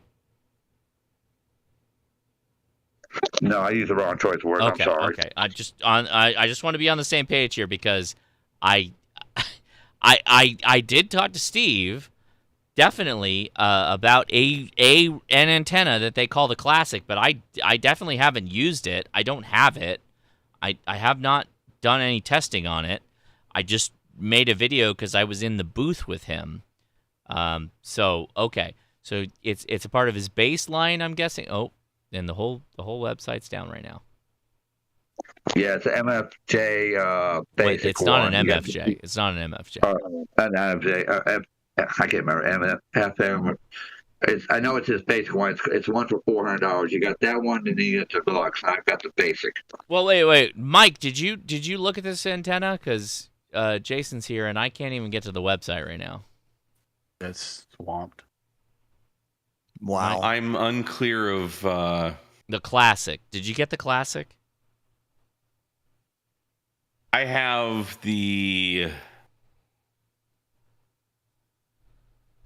stick it in the ground vertical thing. Okay.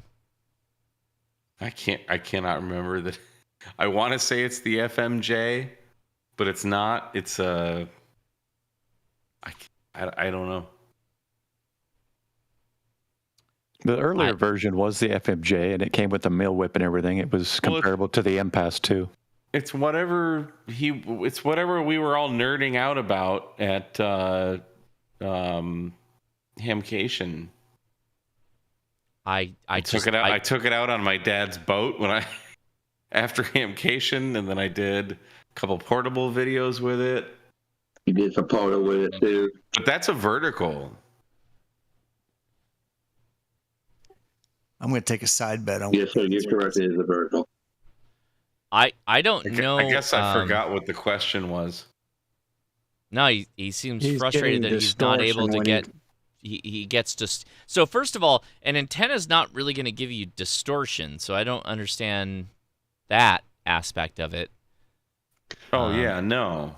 I think you can get that distortion if you have if you're driving 80 down the freeway doing HF, but if you're just in the same spot, why would you get distortion?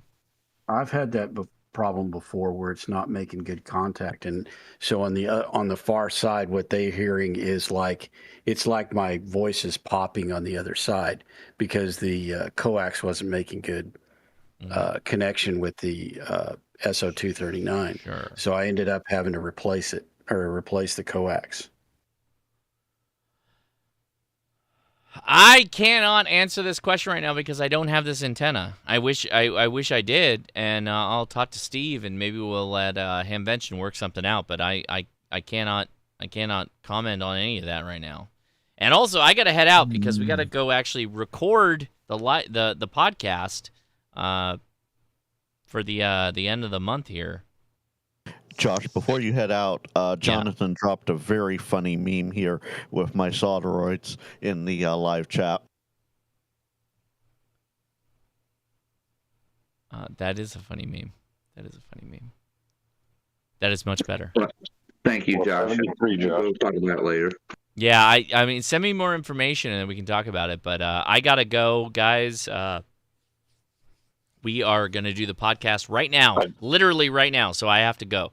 Wife literally opened the door and looked at me saying, like, you got to wrap this up. So we're wrapping it up. James, are you going to say something? I dropped you 3 emails. Well, thanks so much, James. I appreciate that. I'm just kidding. All short. I appreciate it. I'll see you next week, Josh. I'll see you next week, buddy. I appreciate it. And Josh, take some of that booze with you and let TSA won't let me booze anything right now. I'm talking about for the oh yeah. Okay. No, I will.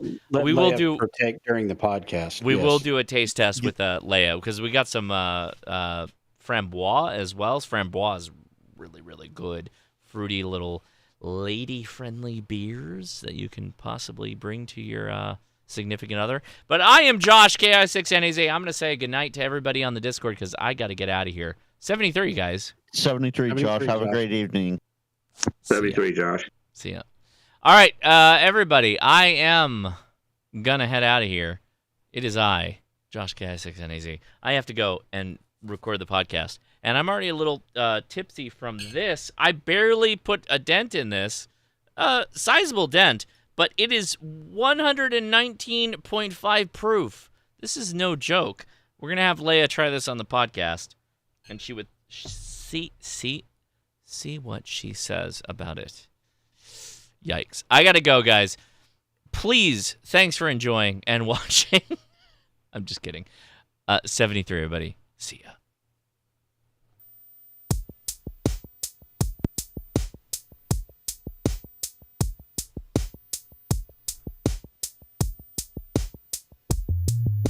See you at Heaven! I'll be there at 4 a.m. on Friday.